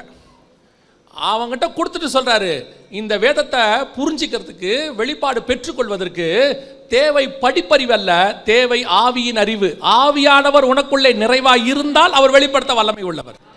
அதனாலதான் பைபிள் திருப்பி திருப்பி சொல்லுது, ஆவியானவர் சபைகளுக்கு சொல்லுகிறதை காதுள்ளவன் கேட்க கடவன். அப்ப சபையில ஆவியானவர் பேசி இருந்தா இந்த சத்தியம் உங்களுக்கு தெரிஞ்சிருக்கும். ஏன்? ஒரு 1,20,000 பேர் இருக்கக்கூடிய நினிவே பட்டணம் அழிய போகுதுன்னு உடனே மனஸ்தாபப்பட்டு முன்னாடி ஒருத்தனை அனுப்புறாரு. சம்பந்தம் இல்லாத பட்டணம், புறஜாதி பட்டணம் நினிவே. அவங்களுக்கு ஆள் அனுப்புறாரு, யோனாவை அனுப்பி வைக்கிறார். அந்த ஜனங்களுக்கே தேவன் பரிதவிப்பாரானால் தன்னுடைய ரத்தம் சிந்தி சம்பாதித்த ஆத்துமாக்கள் இருக்கிற திருச்சபைக்கு கர்த்தர் எப்படி பரிதவிக்காமல் இருப்பார்? எப்படி சபைக்கு சொல்லாம இருப்பார்? சபைக்கு கண்டிப்பாக கர்த்தர் சொல்லுவார். ஏன்னா பல இடத்துல வசனம் சொல்லுது, ஆவியானவர் வந்து வரும் காரியங்களை குறித்து உங்களுக்கு போதிப்பார். அப்ப ஏன் உங்களுக்கு சொல்லல? ஏன் உங்களுக்கு தெரியல? அப்படின்னா உங்களுக்கு அந்த வசனத்தை போதிக்கிறவர்கள் இல்லை, அல்லது நீங்கள் கேட்கிற இடத்தில் இல்லை. அவ்வளவுதான் வித்தியாசம். ஆவியானவர் பேசாதவர் கிடையாது, நீங்க கேட்கிற இடத்துல இருந்திருக்கணும். நீங்க கடந்த 20 வருஷமா நீங்க வசனத்தை கேட்கறதுல இன்ட்ரெஸ்ட் இல்லை. அது வசனத்தை கேட்கல இன்ட்ரெஸ்ட் இல்லை, நான் சொல்றது வசனமே இன்ட்ரெஸ்ட் அப்படி சொல்லல. நீங்க செலக்டிவா வசனம் வச்சுக்கிட்டீங்க. இந்த மாதிரி வசனம் கேட்கறதா உங்களுக்கு இன்ட்ரெஸ்ட். எந்த மாதிரி வசனம்? ஆவியானவர் வரும்போது சபையில எப்படி பேசுவார்னு யோவான் 16 இருக்குது. யோவான் 16:7 முதல் வாசிக்கும் பொழுது வசனம் சொல்லுது, அவர் வரும் பொழுது பாவத்தை குறித்தும் நீதியை குறித்தும் நியாய தீர்ப்பை குறித்தும் உலகத்தை கண்டித்து உணர்த்துவார். அப்படித்தானே பைபிள் சொல்லுது. அப்ப அவர் வரும்போது இந்த 3 வகையா தான் பேசுவார், பாவத்தை குறித்து, நீதியை குறித்து, நியாய தீர்ப்பை குறித்து. இப்போ பைபிளுடைய முதல் பிரசங்கியார் யாரு? ஃபர்ஸ்ட் பிரசங்கியார் பைபிள்ல யாரு? ஏனோக். யூதாவின் புஸ்தகம் 14:15 சொல்லுது, ஆதாமுக்கு 7ஆம் தலைமுறையான ஏனோக்கு, இவர்களை குறித்து 1000 பரிசுத்தவான்களோடு தேவன் பூமியை நியாயம் தீர்க்க வருகிறார் என்று முன்னறிவித்தான். அவன் தான் முதல் பிரசங்கியார். எதை பத்தி பிரசங்கம் பண்ணியிருக்கிறான்? நியாயம் தீர்க்க வருகிறார். நியாய தீர்ப்பை பற்றி. ரெண்டாவது பிரசங்கியார் தான் நோவா, 10வது தலைமுறை. அவர் எதை பற்றி பிரசங்கம் பண்ணார்? 2 பேதுரு புத்தகம் 2:5 சொல்லுது, பூர்வ காலத்தை தப்ப விடாதபடிக்கு நீதியை பிரசங்கித்தவனாகிய நோவா. அப்போ நோவா எதை பற்றி பேசியிருக்கிறாரு? நீதியை பற்றி. அப்போ பழைய ஏற்பாட்டு முழுக்க எடுங்க. இந்த நோவா காலம் முடிஞ்ச உடனே நியாயப்பிரமாணம் வந்துருச்சு. நியாயப்பிரமாணம் தண்டனை. அப்போது முழுக்க முழுக்க நியாய தீர்ப்பை பற்றி தான் அங்கே இருக்குது. பழைய ஏற்பாடு முழுக்க ஒன்று நீதி, இன்னொன்று நியாய தீர்ப்பு. புதிய ஏற்பாட்டுக்கு வாங்க. முதல் பிரசங்கியார் யோவான் ஸ்நானகன். அவர் பேசினது மனந்திரும்புங்கள் பரலோக ராஜ்யம் சமீபத்தில் இருக்கிறது, பாவ மன்னிப்பை குறித்து. அதுக்கடுத்து அவர் சொன்னது ஞானஸ்நானம் எடுங்க, எல்லா நீதிக்கும் கீழ்ப்பட்டிருக்கிறது, நீதியை குறித்து. அப்படி எடுக்காமல் கீழ்ப்படியாமல் போகிறவனுக்கு அவர் சொன்னது நல்ல கனி கொடாத மரங்கள்லாம் வெட்டுண்டு அக்கினியில் போடப்படும், நியாய தீர்ப்பு. புதிய ஏற்பாட்டிலையும் இந்த 3 தான் இருக்கும். இயேசு கிறிஸ்து வந்தாலும் அதான், மனந்திரும்புங்கள் பரலோக ராஜ்யம் சமீபத்தில் இருக்கிறது. அவரும் அடுத்து எனக்கு இடம் கொடுத்து எல்லா நீதிக்கும் கீழ்ப்பட்டதாக இருக்கிறது, விசுவாசம் நீதியாக எண்ணப்பட்டது. புதிய ஏற்பாடும் இதில் தான் இருக்கும். இந்த 3ல் தான் பிரசங்கம் இருக்கும் சபைக்குள்ள. ஒன்று நீதி, இன்னொன்று நியாய தீர்ப்பு, இன்னொன்று பாவத்தை குறித்து. இந்த கடந்த 20 வருஷமா நீங்கள் 4வது பிரசங்கத்துக்கு போயிட்டீங்க. 3 விட்டுட்டீங்க, 4வதுக்கு போயிட்டீங்க. என்ன பிரசங்கம்? ஆசீர்வாத பிரசங்கம். அப்போ ஆசீர்வாதம் இல்லையா? இருக்கு. பாவத்திலிருந்து மனம் திரும்பினா என்ன ஆசீர்வாதம்னு இருக்கு. நீ மனம் திரும்பாம போனா என்ன நியாய தீர்ப்புன்னு இருக்கு. பாவத்திலிருந்து மனம் திரும்பி வந்தா என்ன கீழ்ப்படிதல், என்ன நீதின்னு இருக்கு. நீதிக்கு கீழ்ப்படிஞ்சா என்ன ஆசீர்வாதம்னு இருக்கு. இந்த 20 வருஷமா நீங்க இந்த ஆசீர்வாதத்தையே விட்டுட்டீங்க. 20 வருஷம் நீங்க என்ன ஆசீர்வாதத்தில் இருக்கிறீங்க தெரியுமா? உலக பிரகாரமான ஆசீர்வாதத்துக்கு போயிட்டீங்க. முழுக்க முழுக்க கர்த்தர் வீடு தருவார், கார் தருவார், பொண்ணுக்கு கல்யாணம் பண்ணுவார், பையனுக்கு வெளிநாட்டில் வீடு தருவார், உனக்கு லேண்டு தருவார், உனக்கு நல்ல நீடித்த ஆயுசு கொடுப்பார், எல்லாம் கொடுப்பார், உன்னை சாவடிப்பார், வேலை முடிஞ்சு. அவ்வளோதான். அது நீங்கள் என்ன சொல்ல போறீங்க? தூக்கத்திலேயே என் உயிர் போயிடணும். அது ஒரு ஆசீர்வாதமான மரணம். ஏன்னா முழிச்சிருக்கும் போது செத்தா ரொம்ப அகால மரணம், தூக்கத்தில் செத்துட்டா ஆசீர்வாதமான மரணம். யாரோ சொல்லி வச்சிருக்கிறாங்க. இப்போ நீங்கள் கேட்கறதெல்லாம் இதானே. கடந்த 20 வருஷமா நீங்கள் கேட்ட செய்தி இவ்வளோதான். நல்லா பிரசங்கம் பண்ணுற பிரசங்கியாரை கூட நீங்கள் கெடுத்துட்டிய. அந்த மாதிரி கூட்டங்களுக்கு போகிறதில்ல. சத்தியத்தில் நடத்துகிற சபைக்கு எத்தனை பேர் போறிய? நல்லா சத்தியம் பேசுகிற ஊழியக்கார சபைக்கு எத்தனை பேர் போறிய? சத்தியம் பேசினா 50 தாண்ட மாட்டேங்குது, மிஞ்சி போச்சுன்னா 100. ஆனால் இந்த கதை விடுற சபைக்கு பாருங்கள் 5000 10,000 மொத்தமாக இருக்குது. சினிமா நடிக்கிற மாதிரி ஆடணும், பாடணும், கூத்தடிக்கணும், புகையை போட்டு விடணும், கலர் கலராக லைட்டை போட்டு விடணும், ஆணு கத்தணும், ஊனு கத்தணும், எல்லாம் பண்ணணும். குமீரிங்க போய் அப்புறம் நல்லா இருக்க ஊழியக்காரன்னு கெட்டு தான் போகிறான். இப்போ நல்லா இருக்க ஊழியக்கார் பார்க்குறாரு, சரி நம்ம இப்படி பேசினா 2 வீலருக்கே வழி இல்லை. இந்த மாதிரி பேசுகிற ஆளெல்லாம் BMW வந்து இறங்குறான். நம்ம மட்டும் என்ன பைத்தியக்காரனா? ஆரம்பிப்போண்டா நம்பளும் அப்படின்னு அவங்களும் ஆரம்பிக்கிறாங்க. அடுத்து அவங்க என்ன பண்ணுறாங்க? ஜனவரி மாதம் 1ஆம் தேதி வாக்கு தத்தம், இந்த வருடம் நீங்கள் பலூகி பெருகுவீர்கள். பிப்ரவரி மாதம் 1000 மடங்கு கர்த்தர் உங்களை ஆசீர்வதிப்பார். மார்ச் மாதம் கோடா கோடியாய் பெருகுவாயாக. நேற்று ஆரம்பித்தோம் பாருங்க, 1000 ஆரம்பித்து 100 ஆரம்பித்து கோடிக்கு போய் நின்றுச்சு. நேற்று ஒரு இடத்துக்கு போயிருந்தோம், ஒரு பாஸ்டர் பிரசங்கம் பண்ணுறாரு. அப்படியே 1000 ஆரம்பிச்சாரு, லட்சத்துக்கு போனார், கோடா கோடியாய்க்கு போனார். கடைசியாக என்ன சொல்லிட்டாரு? இடம் கொண்டு போகாத மட்டும். அவருக்கு கணக்கே வரல. இப்போ இதை கேட்கறது தான் உங்களுக்கு பிடிச்சிருக்கு. உங்கள் காதுகள் முழுக்க முழுக்க இதான் கேட்குது. உங்களுக்கு என்ன பிரசங்கம்? நீங்கள் என் நாமத்தில் எதை கேட்டாலும் கர்த்தர் தருவார். அது எதை கேட்டால்ன்றது என்ன?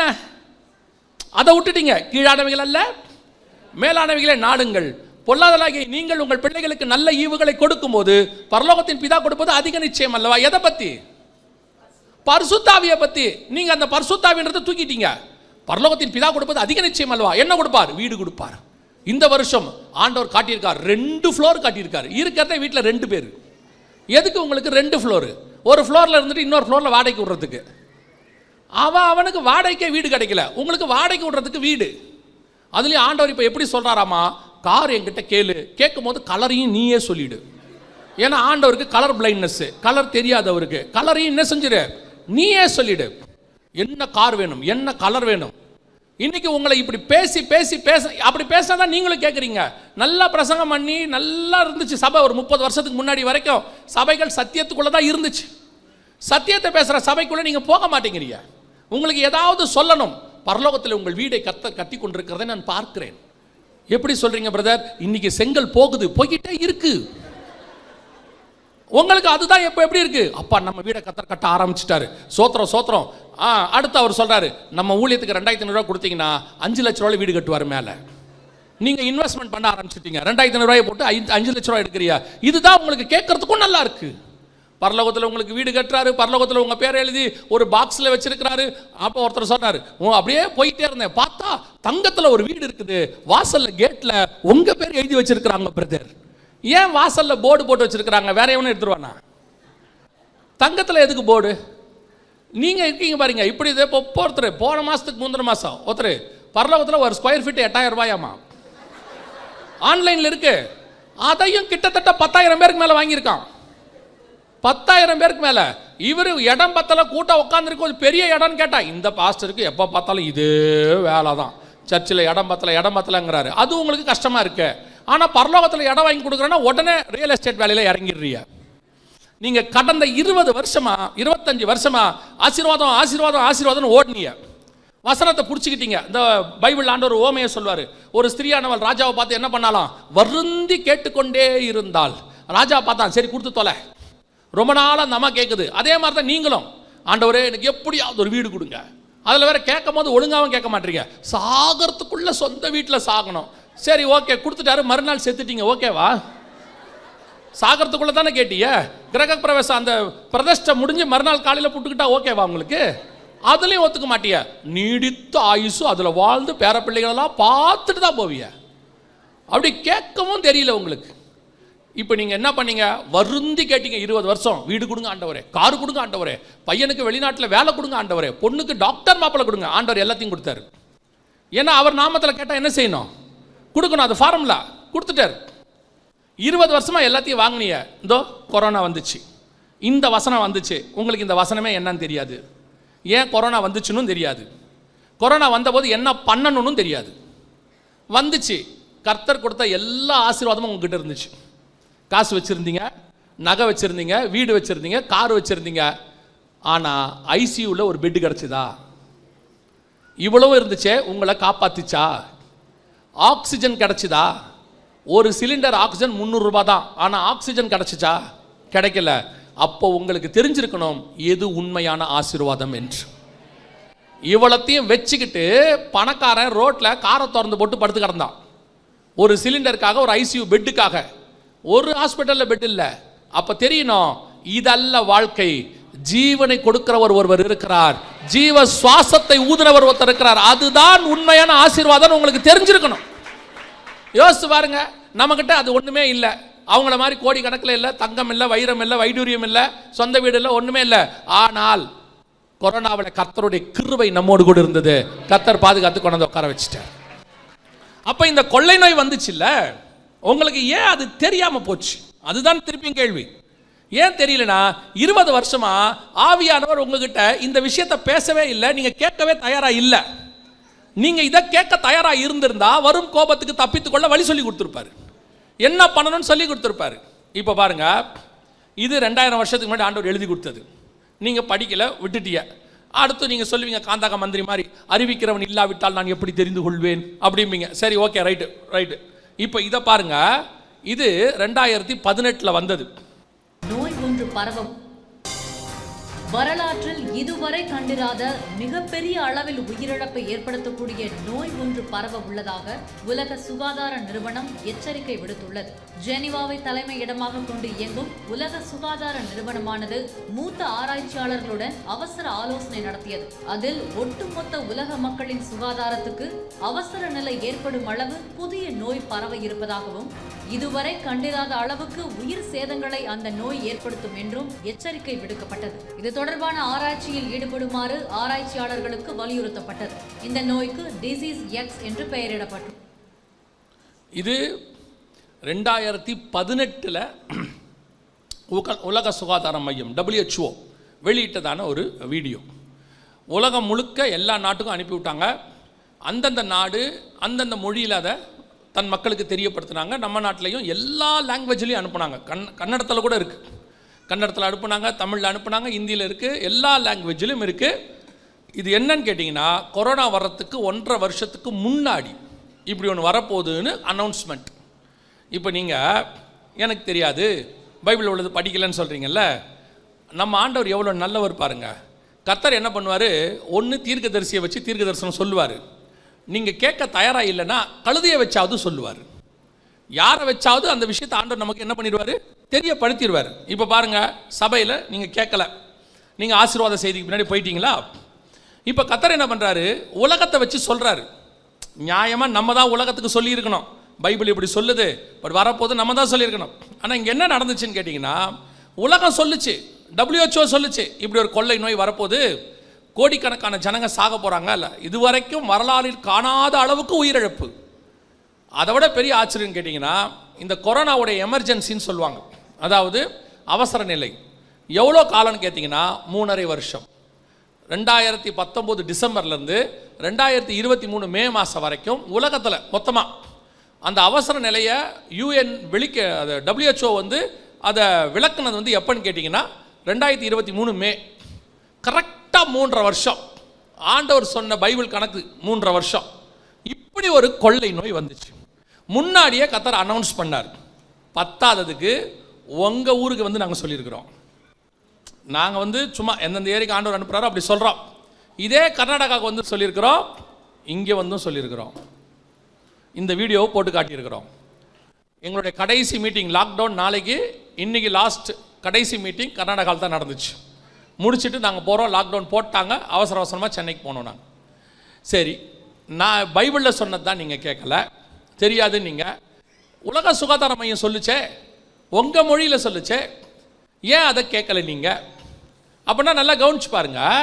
பைபிளில் சொன்னாலும் கேட்க மாட்டீங்க, தீர்க்கதரிசி சொன்னாலும் கேட்க மாட்டீங்க, கழுதை சொன்னாலும் கேட்க மாட்டீங்க. அப்புறம் இந்த ஜனங்களை நான் எப்படி நியாயம் தீர்ப்பேன் பார் ஆண்டவர். அவர்கள் நான் சொல்லிய கட்டளைகளையும் கை கொள்ளவில்லை, தாங்கள் போய் சேர்ந்த தேசத்தின் பிரமாணத்துக்கும் கீழ்ப்படியவில்லை, இவர்களை நான் எப்படி நியாயம் தீர்ப்பேன் அப்படின்னு ஆண்டவர் கேட்பார். இப்போ அதான் நடந்துச்சு. கொரோனா வர்றதுக்கு முன்னாடி 1.5 வருஷத்துக்கு முன்னாடி கர்த்தர் எச்சரித்தார். சரிங்க, இப்போ எச்சரித்து என்ன பண்ணுறது? கொரோனா வந்துச்சு, அதுக்கு தான் மருந்தே இல்லையே. மருந்து இல்லாத ஒரு வியாதி திடீர்னு வந்துச்சு, அதான் சரித்திரத்திலே ஃபஸ்ட்டு டைம். அப்படி வரும்போது நாங்கள் என்ன பண்ண முடியும்? எங்களுக்கு எச்சரித்து நாங்கள் என்ன செய்ய போகிறோம் அப்படின்னு கேட்டிங்கன்னா, 2 காரியத்தை நீங்கள் செஞ்சுருக்கலாம். என்ன செஞ்சுருக்கலாம் அப்படின்னு கேட்டிங்கன்னா, கொரோனாவுக்கு மருந்து கிடையாது, இப்போ வரைக்கும் கிடையாது. இப்போவும் வேக்சின் தான் இருக்குது, மெடிசின் கிடையாது. ஆனால் கொரோனாவுக்கான மெடிசின் சபைக்குள்ளே மட்டும்தான் இருந்துச்சு. ஒன்றும் இல்லை, இயேசு கிறிஸ்துவின் காயங்களால் நாம் குணமானோம், அவருடைய நாமத்தினாலே வியாதியஸ்தர் மேல் கரங்களை வைப்பீர்கள், அவர்கள் சொஸ்தமாவார்கள். 2000 வருஷமா எல்லா வியாதிக்கும் ஒரே மருந்து தான். இப்போ கொரோனா எய்ட்ஸோட கம்பேர் பண்ணால் ஒன்றுமே இல்லை, சின்ன வியாதி. கேன்சரோட கம்பேர் பண்ணால் சின்ன கிருமி. ஆனால் இயேசுவின் நாமத்தில் கேன்சர் சுகமாகி இருக்கு. இயேசுவின் நாமத்தில் எத்தனையோ வியாதி சுகமாக இருக்கு. இயேசுவின் நாமத்தில் மரித்தோர் உயிரோடு கூட எழுந்திருக்கிறாங்க. இவ்வளோ நடந்துச்சே, ஏன் கொரோனா சுகமாகவில்லை? கொரோனா ஏன் சுகமாகலை? ஆயிருக்கணும் தானே. இயேசு கிறிஸ்துவினுடைய ரத்தம் சகல பாவங்களையும் கழுவும். இயேசுவின் நாமத்தினால எல்லா வியாதிகளும் சுகமாச்சு. இப்போ குவாரண்டைன் போட்டாங்கல்ல, இதே மாதிரி இயேசு காலத்தில் ஒரு குவாரண்டைன் இருந்துச்சு. அந்த குவாரண்டைன் என்னது? இயேசு காலத்தில் குஷ்டரோகம்னு சொல்கிறோம். அன்றைக்கி ஊருக்குள்ளே விட மாட்டாங்க, ஊருக்கு வெளியே இருப்பாங்க. அந்த குவாரண்டைனையே அது சுகமாக்குச்சு. இயேசு தொட்டு சுகமாக்கினார்னு இருக்கு. அதற்கு பிறகு அப்போஸ்தலர்கள் சுகமாக்கினார்கள் இருக்கு. அந்த குவாரண்டைனை சுகமாக்கின அந்த நாமம் இந்த குவாரண்டைனையும் சுகமாக்க வல்லமை உள்ளதாக தான் இருக்கு.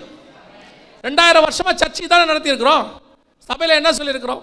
சுகமளிக்கிற ஆராதனை, சுகமளிக்கிற பெருவிழா, சுகமளிக்கிற திருவிழா, அப்புறம் சுகமளிக்க வரம் பெற்றவர், 9 வரம் பெற்றவர் எல்லாம் சொல்கிறோம். ஏன் அப்புறம் கொரோனால ஓடி ஒளிஞ்சிட்டோம்? சரி, அவங்க கடையை மூடிட்டாங்க, ஷாப்பிங் மால் மூடினாங்கன்னா அவங்களுக்கு மருந்து இல்லை, பயம். நாம் சர்ச்சை மூடினது அரசாங்கத்துக்கு கட்டுப்பட்டு. ஆனால் சபைக்குள் அற்புதம் நடந்திருக்கணும், வீடுகளுக்குள் அற்புதம் நடந்திருக்கணும். காரணம் என்ன அப்படின்னு சொல்லி கேட்டீங்கன்னு கவனிங்க. அப்படின்னா நம்ம இந்த 2000 வருஷமாக சொன்ன இந்த விஷயம் இப்போ நடந்திருக்கணும்ல, சர்ச்சுக்குள்ள நம்ம வீடுகளுக்குள்ள நடந்திருக்கணும்ல, குறைஞ்சபட்சம் நமக்காவது அதுக்கான பயம் இல்லாமல் இருந்திருக்கணும்ல. ஏன் நமக்கு அந்த பயம் வந்துச்சு? ஃபர்ஸ்ட் பாயிண்ட் நான் சொல்லிட்டு இருக்கிறேன். ஏன் அந்த பயம் வந்துச்சு? இப்போது இந்த வியாதி சுகமாகணும்னா அதுக்கு ஒரு ஃபார்முலா இருக்குது. பைபிள் சொல்லுது, விசுவாசிக்கிறவர்கள் நடக்கிற அடையாளங்களாவன. அப்போ சுகமளிக்கணும்னா, சுகமாகணும்னா முதல்ல நமக்கு என்ன வேணும்? விசுவாசம் வேணும். ஆண்டவர் ஒவ்வொருத்தங்கிட்டையும் கேட்குறாரு. அந்த குஷ்டரோகத்தில் வந்தவரை பார்த்து கேட்குறாரு, கண்ணு தெரியாதவரை பார்த்து கேட்குறாரு, நீ விசுவாசிக்கிறாயா? விசுவாசம் தான் என்ன பண்ணும்? சுகத்தை கொண்டு வரும். அப்போ சபைக்குள்ள விசுவாசம் இல்லைன்னு அர்த்தம், அவ்வளோதான். நான் அப்படி சொல்லிட்டீங்க, நாங்களாம் விசுவாசத்தில் தானே இருக்கிறோம், எங்கள் பேரே விசுவாசி, இத்தனை வருஷமாக சபையை விசுவாசத்தில் தான் நாங்கள் நடத்திட்டு இருக்கிறோம், விசுவாசத்தில் தான் இடம் வாங்கியிருக்கிறோம், விசுவாசம் கட்டணம் கட்டியிருக்கிறோம், விசுவாசத்தில் தான் பொண்ணு கல்யாணம் பண்ணியிருக்கிறோம், விசுவாசம் தான் பையனுக்கு ஃபீஸ் கட்டியிருக்கிறோம். விசுவாசம் எங்க? விசுவாசம் இருந்திருந்தால் கொரோனாவில் நீங்கள் ஏன் பயந்தீங்க? சரி, அரசாங்கத்துக்கு கீழ்ப்படிஞ்சோம், அது வேற. ஏன் பயந்தீங்க? ஏன் வெளியே வரல? ஏன் எவனையும் வீட்டுக்குள்ளே விடலை? யாரை கண்டாலும் பயம், பாஸ்டர் கண்டாலே பயம். பாஸ்டர் ஃபோன் பண்ணி கேட்குறாரு, என்ன உங்கள் வீட்டில் உடம்பு சரியில்லாமே, நான் ஜோம் பண்ண வரலான்னு இருக்கிறேன். வேணாம் பாஸ்டர், நீங்கள் அங்கேயே இருங்க. ஏன் வர வேணான்றீங்க? இவனே தான் சொன்னான் கொரோனாக்கு முன்னாடி, எங்கள் வீட்டுக்கு பாஸ்டர் வரவே மாட்டேங்கிறார். கொரோனாவில் சொல்கிறாங்க வீட்டுக்கு வந்துடாதீங்க. இல்லை ஜோம் பண்ணலான்னு ஸ்பீக்கரில் போடுறேன் பாஸ்டர், நீங்கள் அங்கேருந்தே ஜோம் பண்ணுங்க, நீங்கள் எங்கள் வீட்டுக்கு வர நான் பாத்திரவான் அல்ல. ஒரு வார்த்தை சொல்லும், அங்கேருந்தே போதும், வீட்டு பக்கம் வந்துடாதீங்க. ஊருக்கு போன கணவனை வீட்டுக்குள்ளே விட மாட்டாங்க, வெளியூரில் வந்த பையனை வீட்டுக்குள்ளே விட மாட்டேன்ட்டாங்க. விசுவாசி தான் சொல்கிறேன், நான் பிலீவர் சொல்ல, விசுவாசி. என்ன பயம்? காரணம் என்னென்னா விசுவாசம் இல்லை. அல்ல, அது எங்களுக்குலாம் இருந்துச்சுங்க. இருந்திருந்தால் இது நடந்திருக்காது. விசுவாசம் இருந்திருந்தால் கண்டிப்பாக ஹீலிங் நடந்திருக்கும். சரி, விசுவாசம் இல்லை. ஏன் இல்லை? விசுவாசம் ஒரே ஒரு விஷயமாக தான் வரும், ஒரு வழியாக தான் விசுவாசம் உள்ளே வரும். எது வழியாக வரும்? கேள்வினாலே விசுவாசம் வரும். கேள்வினா என்ன? கொஸ்டின் கேட்கறது இல்லை, நீங்கள் கேட்கறது. இதைத்தான் ஆரம்ப பாயிண்டாக சொன்னேன்.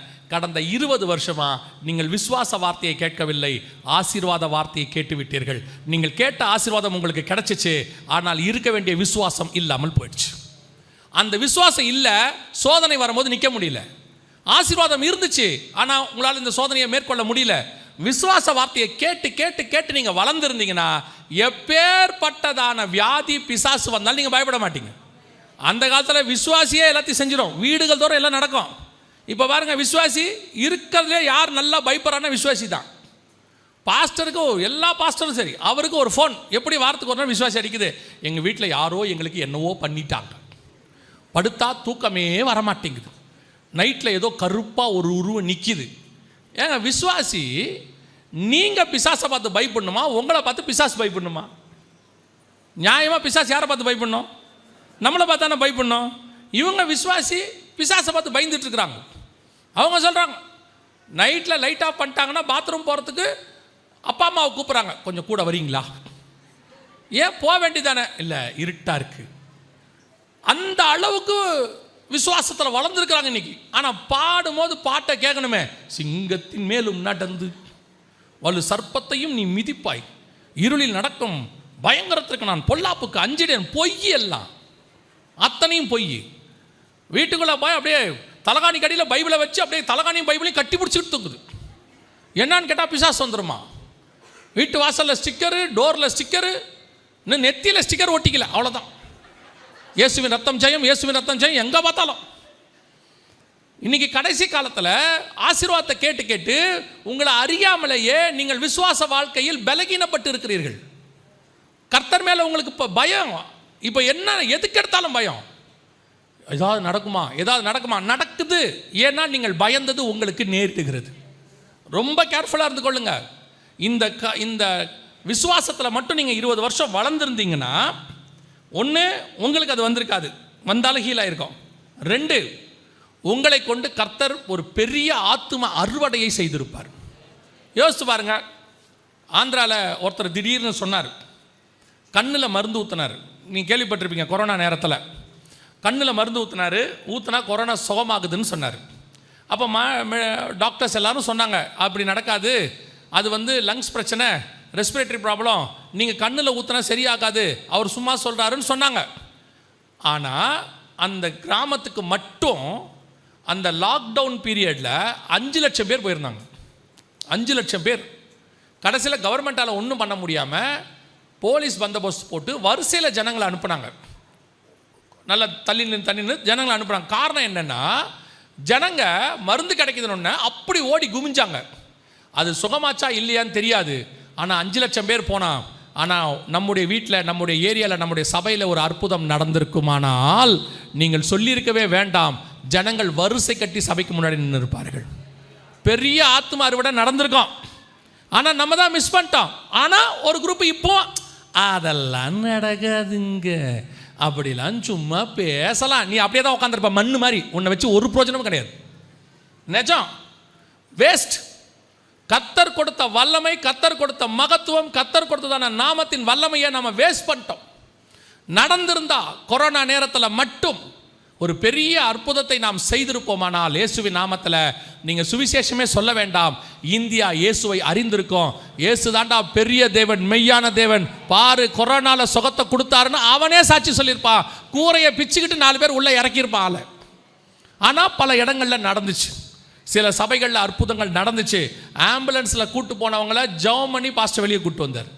அந்த அற்புதங்களும் நடந்துச்சு, இல்லைன்னு இல்லை. ஆனால் பெரும்பான்மையாக நடக்காமல் போச்சு. காரணம், சபை இப்படி போயிடுச்சு.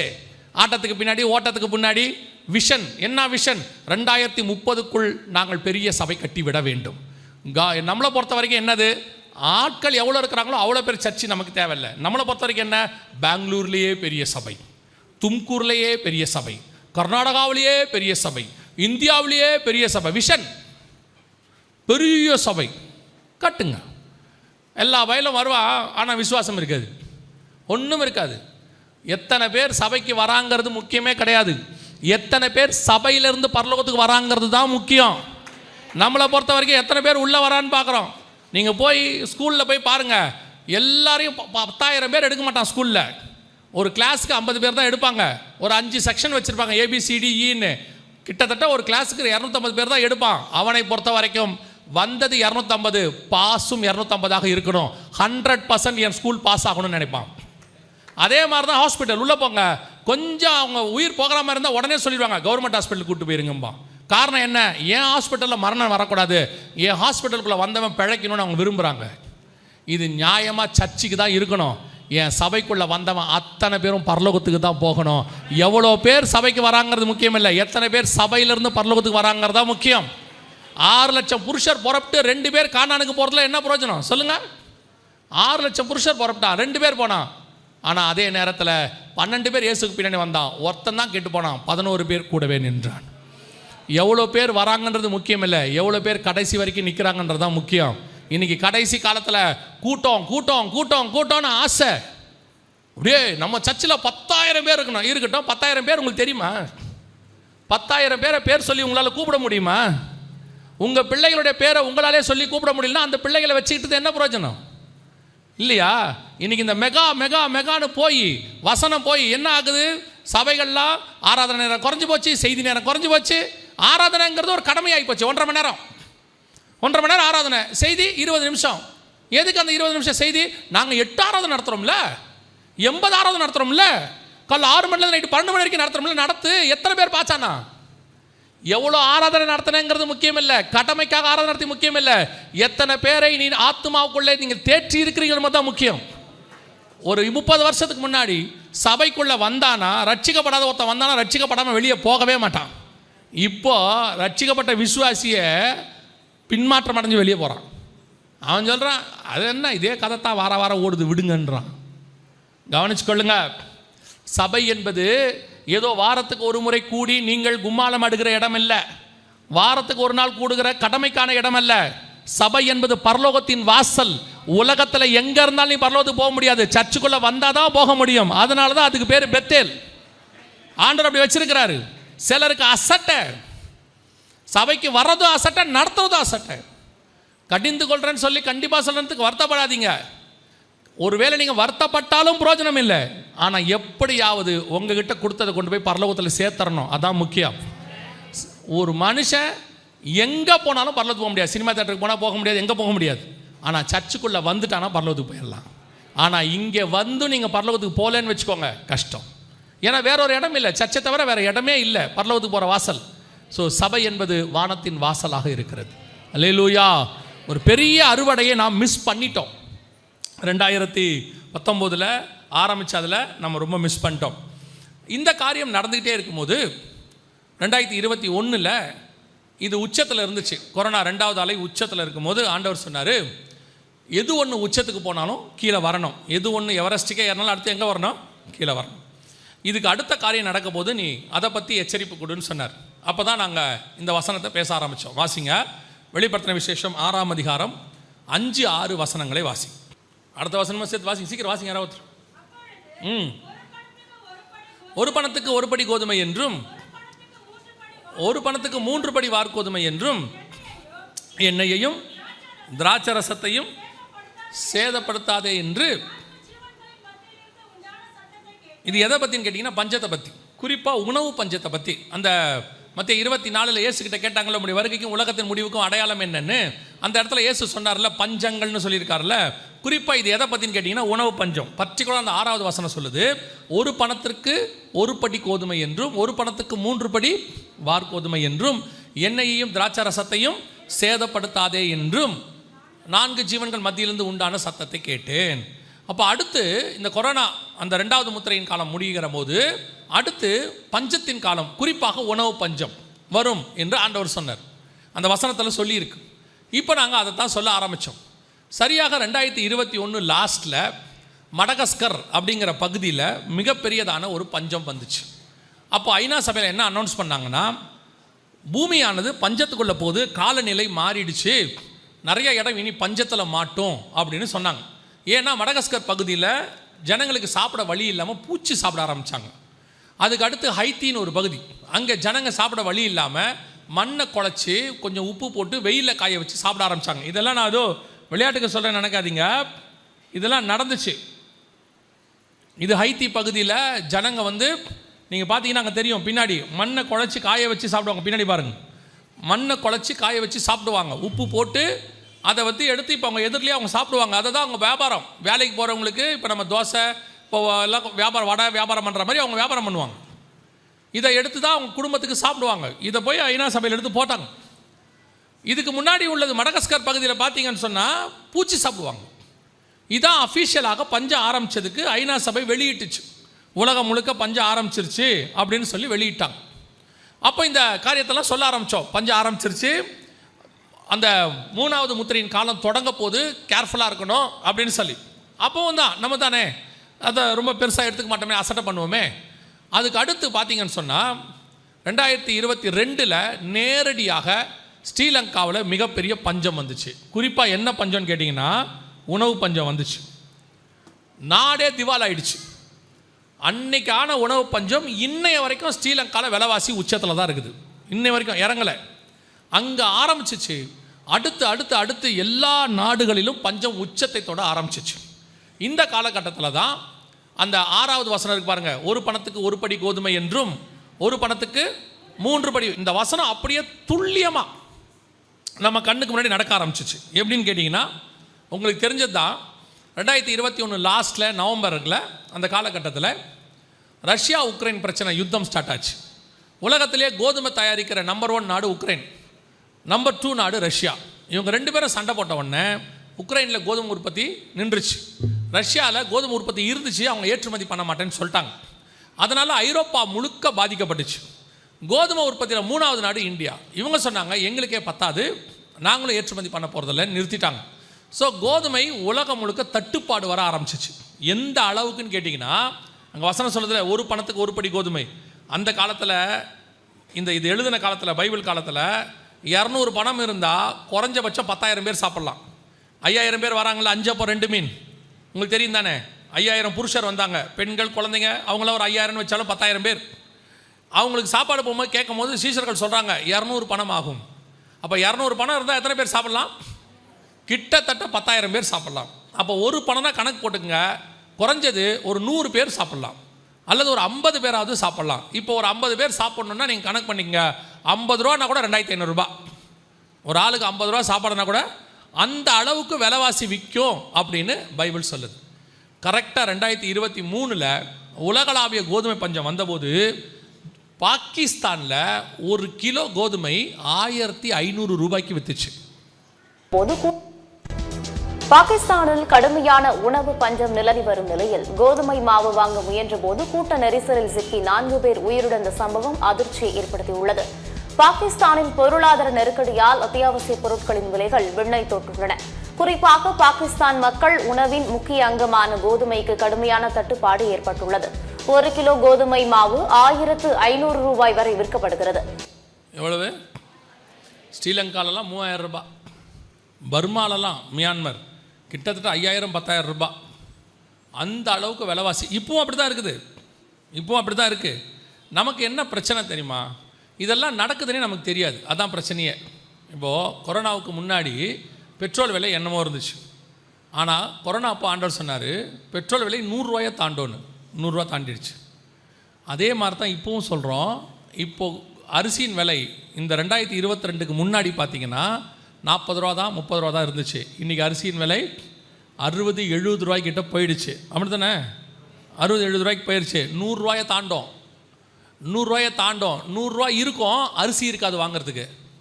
நான் சொல்லலை, உலகளாவிய பஞ்சம் வந்துருச்சு.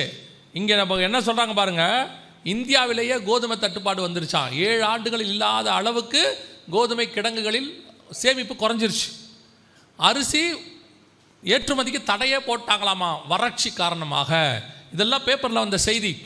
உணவு பஞ்சம் உச்சத்தில் இருக்குது எல்லா நாட்டிலையும். இந்த உச்ச நிலை இந்த வருஷம் அடையும் அப்படின்னு நாங்கள் சொல்லிக்கிட்டே வந்தோம். ஏன்னா அடுத்த உணவு 3வது இது வரும்போது கரெக்டாக ட்ரம்ப் வந்தாப்புல. இப்போ வந்து எல்லாத்துக்கும் ஏற்றி விட்டாப்புல. 25% டேக்ஸு, 10% டேக்ஸு எல்லாம் ஏற்றி விட்டாப்புல. எல்லா பொருட்களும் உணவுப் பொருட்கள் உட்பட எல்லா பொருட்களும் விலைவாசி ஏற தொடங்கிருச்சு. நேற்று அவர் நேரடியாகவே சொல்லிட்டார், பிரதமர் உட்கார வச்சுக்கிட்டு உங்களுக்கு நாங்கள் எக்ஸ்ட்ரா வரி போட போகிறோன்னு சொல்லிட்டார். டிவியில் வந்துச்சு, யூடியூப்பில் நீங்கள் பார்க்கலாம். இப்போது உலகளாவிய உணவு பஞ்சம் உச்சத்துக்கு போக போகுது. இந்த உணவு பஞ்சம் உச்சத்துக்கு போகிற மிக முக்கியமான காலகட்டத்துக்குள் நாம் இருக்கிறோம். வேதம் சொன்னபடி பர்டிகுலராக இந்த காலகட்டம் அந்த 3வது முத்திரை, 1 பணத்துக்கு 1 படி கோதுமை, 1 பணத்துக்கு 3 படி வார்கோதுமை எல்லாம் இப்போ விலைவாசி உச்சத்தில் இருக்குது. இப்போ நாம் என்ன செய்ய போகிறோம்? நம்மளை பொறுத்த வரைக்கும் நம்ம என்ன சொல்ல போகிறோம்? ஒரே காரியம்தான், ஆண்டவர் ஏன் தான் இப்படியெல்லாம் அனுமதிக்கிறாரோ இல்லையா? இன்னொன்று சொல்ல போகிறீங்க, கர்த்தர் கிருபை உள்ளவர், இதெல்லாம் அனுமதிக்க மாட்டார். ஆனால் வசனம் சொல்லுது இவைகளெல்லாம் சம்பவிக்க வேண்டியதே, இதெல்லாம் கண்டிப்பாக நடக்கும். நடந்துக்கிட்டு தானே இருக்குது. கொரோனா வந்தால் தானே செஞ்சிச்சு. லட்சக்கணக்கில் ஜனங்க செத்து போனாங்க தானே. 1ஆம் உலக யுத்தம், 2ஆம் உலக யுத்தம் எல்லாம் வந்துச்சு தானே. எல்லாம் வசனத்தில் உள்ளது தானே. இவ்வளவும் பைபிளில் உள்ளது நடக்குது. ஆனாலும் நீங்கள் திருப்பி திருப்பி அதையே தான் சொல்லுவீங்க, நடக்காது நடக்காது நடக்காதுமீங்க. நடந்துக்கிட்டு தான் இருக்குது. அதோட அர்த்தம் என்ன தெரியுமா? நடக்காது நடக்காது நீங்கள் சொல்கிறதுக்கு காரணம் ஆயத்தப்படாததுக்கு நீங்கள் சொல்கிற ஒரு சால்ஜாப். அதுக்கு நீங்கள் சொல்லக்கூடிய ஒரு ரீசன். ஏன்னா நீங்கள் ஆயத்தம் இல்லை. நம்ம பையன் சொல்லுவான்ல, ஏன்டா படிக்கலை, அதெல்லாம் கொஸ்டின் பேப்பர் ஈஸியாக தான் இருக்கும். ஏன்டா படிக்கலை, அதெல்லாம் கொஸ்டின் பேப்பர் அப்பயே சொல்லிட்டாங்க இதான் வரப்போகுதுன்ட்டு, அதெல்லாம் படிச்சுட்டேன்பா. ஏன்னா அவன் படிக்காமல் இருக்கிறதுக்கு அது ஒரு காரணம். அதே காரணத்தை தான் ஸ்பிரிச்சுவலி நீங்கள் சொல்லிக்கிட்டு இருக்கிறீங்க. இப்போ என்ன இப்போ பிரச்சனைன்னு கேட்டிங்கன்னா, நாம் பரலோகத்துக்கு போகிறதுக்காக தான் கர்த்தர் நம்மளை சுற்றி இவ்வளவும் கொடுத்துருக்கிறார். வீடு வாசல் குழந்தை பிள்ளை குட்டி எல்லாம். நீங்கள் இதையெல்லாம் பெருசாக பார்த்துட்டு பரலோகத்துக்கு போகிறத மறந்துட்டீங்க. பைபிள் சொல்லுது, முதலாவது தேவனுடைய ராஜ்யத்தையும் நீதியும் தேடுங்கள், பின்பு இவை யாவும் உங்களுக்கு கூட கொடுக்கப்படும். நீங்கள் இந்த கூட கொடுக்கப்படுகிற விஷயத்தில் கான்சென்ட்ரேட் பண்ணிவிட்டு பரலோக ராஜ்யத்துக்கு போகிறத தேடுறதை விட்டோம். இன்றைக்கி அதை பற்றி கவலையே இல்லை நமக்கு. ஞாயிற்றுக்கிழமை ஒரு நாள் காலையில் சர்ச்சுக்கு வந்துட்டு போயிட்டா போதும். மிச்சம் 6:45 நாள், ஏன்னா அது ஒரு 2 மணி நேரம் தானே வந்துட்டு போகிறீங்க. அதே அப்புறம் சில ஆட்கள்லாம் வந்துட்டு சர்ச்சை விட்டு பரபரப்பாக போய் வேலைக்கு போகிறவங்களாம் இருக்கிறாங்க. அதுவும் கடைசியில் உட்காந்துருப்பாங்க. என் ஆத்மாவேன் பாஸ்டர் சொல்லி கண்ணை முடிக்கும் போது யாருமே இருக்காது. எல்லாம் கைவிடப்பட்ட கூட்டமாக இருப்பார். பாஸ்டர் மட்டும் தனித்து விடப்பட்டிருப்பார். எல்லாம் ஓடும். கேட்டால் ஞாயிற்றுக்கிழமை எங்களுக்கு சர்ச்சு இது இருக்குது, பிஸ்னஸ் இருக்குது. ஞாயிற்றுக்கிழமை வேலைக்கு போனால் 2 மடங்கு, ஞாயிற்றுக்கிழமை வேலை செஞ்சால் 3 மடங்கு. இன்றைக்கி இருக்கிற விலைவாசி விற்கிறதுல அப்படி இருந்தால் தான் முடியும் அப்படின்னு சொல்லி சொல்லி நீங்கள் தேவனுடைய ராஜ்யத்தையும் நீதியும் தேடுவதை விட்டு விட்டீர்கள். சபை கடமைக்கான இடம், ரிலீஜியஸ் சைட். அது என்ன, போவாட்டி பாஸ்டர் கேட்பார். அங்கே போவாட்டி பாஸ்டர் அடுத்த வாரம் கேட்பார், ஏன் வரல அப்படின்னு கேட்பார். இன்னும் சொல்ல போனால் உள்ளுக்குள்ளே ஒரு பயம் இருக்குது, சாமி கண்ணை குத்திரும். அந்த மாதிரி ஒரு பயம் இருக்குது உங்களுக்கு. ஞாயிற்றுக்கிழமை சர்ச்சுக்கு போகாட்டி இருக்கிற ஆசீர்வாதமும் பிச்சுக்கிட்டு போயிடுமோ, இருக்கிறத மெயின்டைன் பண்ணுறதுக்கு போய் ஆண்டவருக்கு ஒரு அட்டண்டன்ஸ் போட்டுருவோம். போய் கவனிக்கிறோமோ இல்லையோ உட்காந்து தூங்கிட்டாது வருவோம். கேட்டால் பாஸ்டருக்கு வந்தேனே, நீங்கள் பார்க்கலையா, எங்கே இருந்தீங்க, கீழே எங்கே உட்காந்தீங்க, டீ கடையில் எதிரில். செய்தி கேட்டு டீ கடை வரைக்கும் கேட்டுச்சு. பிஸ்கெட்டை தின்னுக்கிட்டு டீயை பார்த்துக்கிட்டு அப்படியே போன கிரேப்லாம் இருக்குது. அவுட்ஸ்டாண்டிங் மெம்பர் இவங்கெல்லாம். ஆனால் இவங்களுக்கெல்லாம் பரலோகத்துக்கு ஃபஸ்ட்டு நுழையணுமா. கவனிச்சுக்கொள்ளுங்க, ஏமாறுவதற்கு ஆண்டவர் பாஸ்டர் அல்ல. உங்கள் முக பாவனையை பார்த்து ஏமாறுறது ஊழியக்காரங்க ஏமாந்துருவாங்க, கர்த்தர் ஏமாற மாட்டார். அவருக்கு தெரியும். ஒரே கேள்வி தான் கேட்பார், ஒரு நாளைக்கு உட்காந்து 9 மணி நேரம் ஃபோன் பார்க்க முடியுது, 30 நிமிஷம் உனக்கு பைபிள் பார்க்க முடியலையான்னு கேட்பார். அப்போ எங்கே போவிய, எங்கே போவிய? உட்காந்து 3 மணி நேரம் டிவி பார்க்க முடியுது, சீரியல் பார்க்க முடியுது, கேம்ஸ் விளையாட முடியுது, IPL 2020 பார்க்க முடியுது, வெட்டியாக உட்காந்துக்கிட்டு சம்பந்தமே இல்லாத ஐநா சபை கணையெல்லாம் கதைக்கெல்லாம் பார்த்துக்கிட்டு இருக்கிறிய, அரசியல் கதை பார்க்குறிய, ஆனால் பைபிள் வாசிக்கிறதுக்கு நேரம் இல்லை. கேட்டால் எப்படியும் நீங்கள் இதெல்லாம் படித்து நாளைக்கு சட்டசபையில் போய் பெரிய ஆர்குமெண்ட் பண்ண போகிற மாதிரி, ஆனால் பைபிள் வாசிக்க நேரம் இல்லை. கவனிச்சுக்கோங்க, ஆண்டவர் நாளைக்கு நியாய தீர்ப்பில் கேள்வி கேட்கும்போது பதிலே சொல்ல முடியாது. அவர் தெளிவாக சொல்லிட்டாரு, உங்களை நியாயம் தீர்க்கிறது ஒன்று இருக்கிறது, உங்கள் வசனமே உங்களை நியாயம் தீர்க்கும். நீங்கள் ஊழியக்காரனை ஏமாத்திடலாம், ஊழியக்காரன் கொஞ்சம் அப்படியே பாவம் போல் இருப்பாங்க, ஐயோ பாவம் பிரதர் நேற்று ஃபுல்லாக வேலை பிரதர், அதனால் காலையில் தூங்கிட்டேன்னா அவங்க விட்டுருவாங்க. அதுவே ஆண்டவர் கேட்பார். இதுவே ஒருத்தன் 500 ரூபா தரான், 5000 ரூபா தரானா முழிச்சிட்டு ஓடுவியா மாட்டியா? ஓடுவீங்க தானே. தூக்கம் வந்தாலும் ஒரு டீயை குடிச்சிட்டு ஓடுவீங்க தானே. ஆண்டவர் கேட்பார், அதுக்கு போக முடிஞ்சிச்சு, என் செய்தி கேட்க வர முடியலையா, 5000 ரூபா வச்சுக்க, அதால் பரலோகம் வாங்க முடியுமா பாருன்ட்டு அனுப்பி விட்டுருவார். நல்லா மனசில் வச்சுக்கொள்ளுங்க. ஆண்டவர் சொன்னபடி மிக துல்லியமாய் நாம் உணவு பஞ்சத்தின் காலத்தில் இருக்கிறோம். அதுலேயும் பர்டிகுலராக ஒன்று சொல்கிறார் பாருங்க, அந்த 6வது வசனத்தில், ஒரு பணத்துக்கு 1 படி கோதுமை என்றும் 1 பணத்துக்கு 3 படி வார்கோதுமை என்றும் எண்ணெயையும் திராட்சரசத்தையும் சேதப்படுத்தாது. என்ன ப்ராஃபஸி பாருங்க, தீர்க்க தரிசனம். இந்த வசனத்தை ஒவ்வொரு முறை சொல்லும் போதுமே எனக்குள்ள ஆவியில் ஒரு உற்சாகம் வரும். எப்பேற்பட்ட தேவனை நாம் ஆராதிக்கிறோம். 2000 வருஷத்துக்கு முன்னாடி சொல்றாரு கோதுமை தட்டுப்பாடு வரும். எப்போ வரும்? ஒரு கொள்ளை நோய்க்கு அப்புறம் வரும். அந்த கோதுமை எப்படி இருக்கும்? 1 பணத்துக்கு 1 படி கோதுமை விற்கும். அந்த காலகட்டத்தில் எண்ணெயும் திராட்சரசமும் சேதப்படாமல் இருக்கும். அப்படின்னா என்ன அர்த்தம்? அது குறைவுபடாமல் கிடைக்கும்னு அர்த்தம். இன்னைக்கு இந்த காலகட்டத்தில் உலகத்தின் பொருளாதாரத்தை தாங்கி பிடிக்கக்கூடிய நம்பர் 1 பொருள் எதுன்னு கேட்டிங்கன்னா எண்ணெய், கச்சா எண்ணெய்னு சொல்லுவாங்க. ஓபெக், உலகத்தினுடைய ஓபெக்னா ஆயில் ப்ரொடியூசர்ஸ் கண்ட்ரீஸ்ன்னு சொல்லுவாங்க. அதுதான் உலகத்தையே தாங்கி பிடிக்குது. இன்றைக்கும் பெட்ரோல் அந்த கச்சா எண்ணெய் நாமினல் விலையில் தான் இருக்குது. ஆனால் விலை ஏறினாலும் இருக்குது. இன்னும் 100 வருஷம் 200 வருஷத்துக்கு ஆயில் இருக்குதாமா, குறையில. கோதுமை குறைஞ்சி போச்சு இல்லை, அரிசி வறட்சி இல்லை, ஆனால் ஆயில் இருக்குது. இன்னும் சொல்லப்போனால் பல நாட்டுடைய பொருளாதாரத்தை காப்பாற்றுறதே ஆயில் தான். வெறும் கச்சா எண்ணெய் மட்டும் இல்லை, இந்த எண்ணெய் மட்டும் இல்லை, நீங்கள் யூஸ் பண்ணுறீங்களே சன்ஃப்ளவர் ஆயில், என்ன ஆயில்? அவ்வளோ சன்ஃப்ளவர் இந்தியாவில் இருக்குதா? நீங்கள் எனக்கு சொன்னால் கேட்கவா போகிறீங்க? இருந்துட்டு போட்டோம். அதுவும் இதே மாதிரி கீழேருந்து எடுக்கிற ஆயில் தான். சன்ஃப்ளவரை புழிஞ்சா, ஒரு ஃப்ளவரை புழிஞ்சா கூட இவ்வளோ எண்ணெய் வராது. நீங்கள்லாம் ஒரு வீட்டுக்கு ஒரு மாதத்துக்கு எப்படியும் 4 கிலோ 3 கிலோ யூஸ் பண்ண மாட்டீங்க. சிக்கன் 65 பொரிச்சு எடுக்கிறீங்க தானே, எப்படி இருந்தாலும் எடுப்பீங்களே. ஒரு 3 கிலோ 4 லிட்டர் 3 லிட்டர் 4 லிட்டர் ஆகும்ல. அப்போ இந்தியா முழுக்க கணக்கு போட்டுங்க, உலகம் முழுக்க போடுங்க, அவ்வளோ சன்ஃப்ளவர் எங்கே இருக்கு? அதுவும் கீழிருந்து எடுக்கிற எண்ணெய் தான். இந்த எண்ணெய் தான் இப்பொழுது உலகத்தின் பொருளாதாரத்தை என்ன செய்து காப்பாற்றிட்டு இருக்கு. இதில் ஆச்சரியம் என்னன்னு கேட்டிங்கன்னா, இப்போ நம்ம கீழேருந்து எடுக்கிறோம்ல எண்ணெய், இந்த எண்ணெய் பூமிக்கடியில் இருக்குது அப்படின்னு கண்டுபிடிச்சதே 1857 தான். கலிஃபோர்னியாவில் தான் ஃபஸ்ட்டு கண்டுபிடிச்சாங்க. அதற்கு பிறகு இப்போ உலகத்தின் நாடுகளுக்கு, எல்லா நாடுகளுக்கும் சப்ளை பண்ணுறது சவுதி அரேபியா, இவங்களாம் பண்ணுறாங்க, மத்திய கிழக்கு. இவங்ககிட்ட என்ன இருக்கிறத கண்டுபிடிச்சதே 1930களில் தான். அதை முதல்ல தோண்டி எடுத்ததே 1946. யோசித்து பாருங்க, 1946 40 தான் எண்ணெயே வருது வெளியே. ஆனால் 2000 வருஷத்துக்கு முன்னாடி பைபிள் சொல்லுது, கோதுமை தட்டுப்பாடு இருக்கிற காலத்தில் எண்ணெய் தட்டுப்பாடு இருக்காது என்று வேதம் சொல்லுகிறது. எத்தனை பர்ஃபெக்டான ப்ராஃபஸி பாருங்க. இத்தனை துல்லியமாய் தீர்க்க தரிசனம் உரைக்கிற தேவனும் வேதமும் உலகத்தில் எங்கும் இல்லை. அது நம்முடைய தேவனும் நம்முடைய வேதமும் மட்டுமே. அந்த தேவன் நம்முடைய தேவனாய் இருக்கிறபடினாலே நாம் சந்தோஷப்படணும். ஆண்டவர் எப்படிப்பட்ட மகத்துவத்தின் புக்கை கொடுத்துருக்கிறார் பாருங்க. 2000 வருஷத்துக்கு முன்னாடி எழுதுறாரு, மொத்தம் தட்டுப்படும், உணவு பஞ்சம் வரும், ஆனால் எண்ணெய் சேதப்படாமல் இருக்கும். அடுத்து அங்கே வசனம் இருக்குது, திராட்சை ரசம், ஒயின். இன்னைக்கு உங்களுக்கு அதை பற்றி சொல்லவே வேண்டாம். பல நாட்டையே ஒயின் தான் காப்பாற்றிக்கிட்டு இருக்குது. பொருளாதாரத்துக்கு தேவையானதெல்லாம் எதில் தான் இருக்குது? குடிமகன்கள் தான் காப்பாற்றிக்கிட்டு இருக்கிறாங்க. அப்படின்னா கடைசி காலத்தில் இது ரெண்டும் ஆண்டவர் சொல்வார், லூக்காலையும் சொல்வார், மத்தேயிலையும் சொல்வார். நோவாவின் காலத்தில் எப்படி நடந்ததோ அப்படியே மனுஷகுமாரன் வரும் காலத்தில் நடக்கும். எப்படி எனில் புசித்து குடித்து அப்படிம்பார். இதே லூக்கால சொல்லும் பொழுது பெருந்திண்டியினாலும் குடி வெறியினாலும் பார். இது குடி வெறியின் காலம். இந்தியா மட்டும் இல்லை, உலகம் முழுக்க குடிவெறியின் காலம். அதை தான் பைபிள் சொல்லுது, எண்ணெயும் திராட்சரசமும். ஆண்டவர் சொன்ன 3வது முத்திரையின் காலம் போய்கொண்டிருக்கிறது. இந்த பஞ்சம், உணவு பஞ்சம் உச்சத்துக்கு போகும். இன்னும் ஒரு ட்ரம்ப் போட்டிருக்கிறார் வரி. இது மட்டும் இல்லை, அது இல்லாமல் யுத்தம் ஒன்று ஆரம்பிக்க போகுது. யுத்தம் ஆரம்பிச்சிச்சு, இப்போ இருக்கிறத விட டபுள் மடங்கு ஆகிடும். அரிசி கிடைக்காது, ரேஷன்லேயும் இருக்காது. அவங்க என்ன சொல்லுவாங்க, நாங்கள் உங்களுக்கு காசு கொடுக்குறோம், நீங்கள் வாங்கிக்கங்கம்பாங்க. வெளிநாட்டிலேருந்து அரிசி இறக்குமதி பண்ணுற அளவுக்கு போகும். பில்கேட்ஸ் அரிசியெல்லாம் கொடுப்பாரு உங்களுக்கு. அவர் கம்ப்யூட்டர் தானே கொடுத்தாரு, அரிசியும் கொடுப்பாரு. அந்த அளவுக்கு உணவு பஞ்சம் உச்சத்துக்கு போகிற காலகட்டத்துக்குள் நாம் இருக்கிறோம்.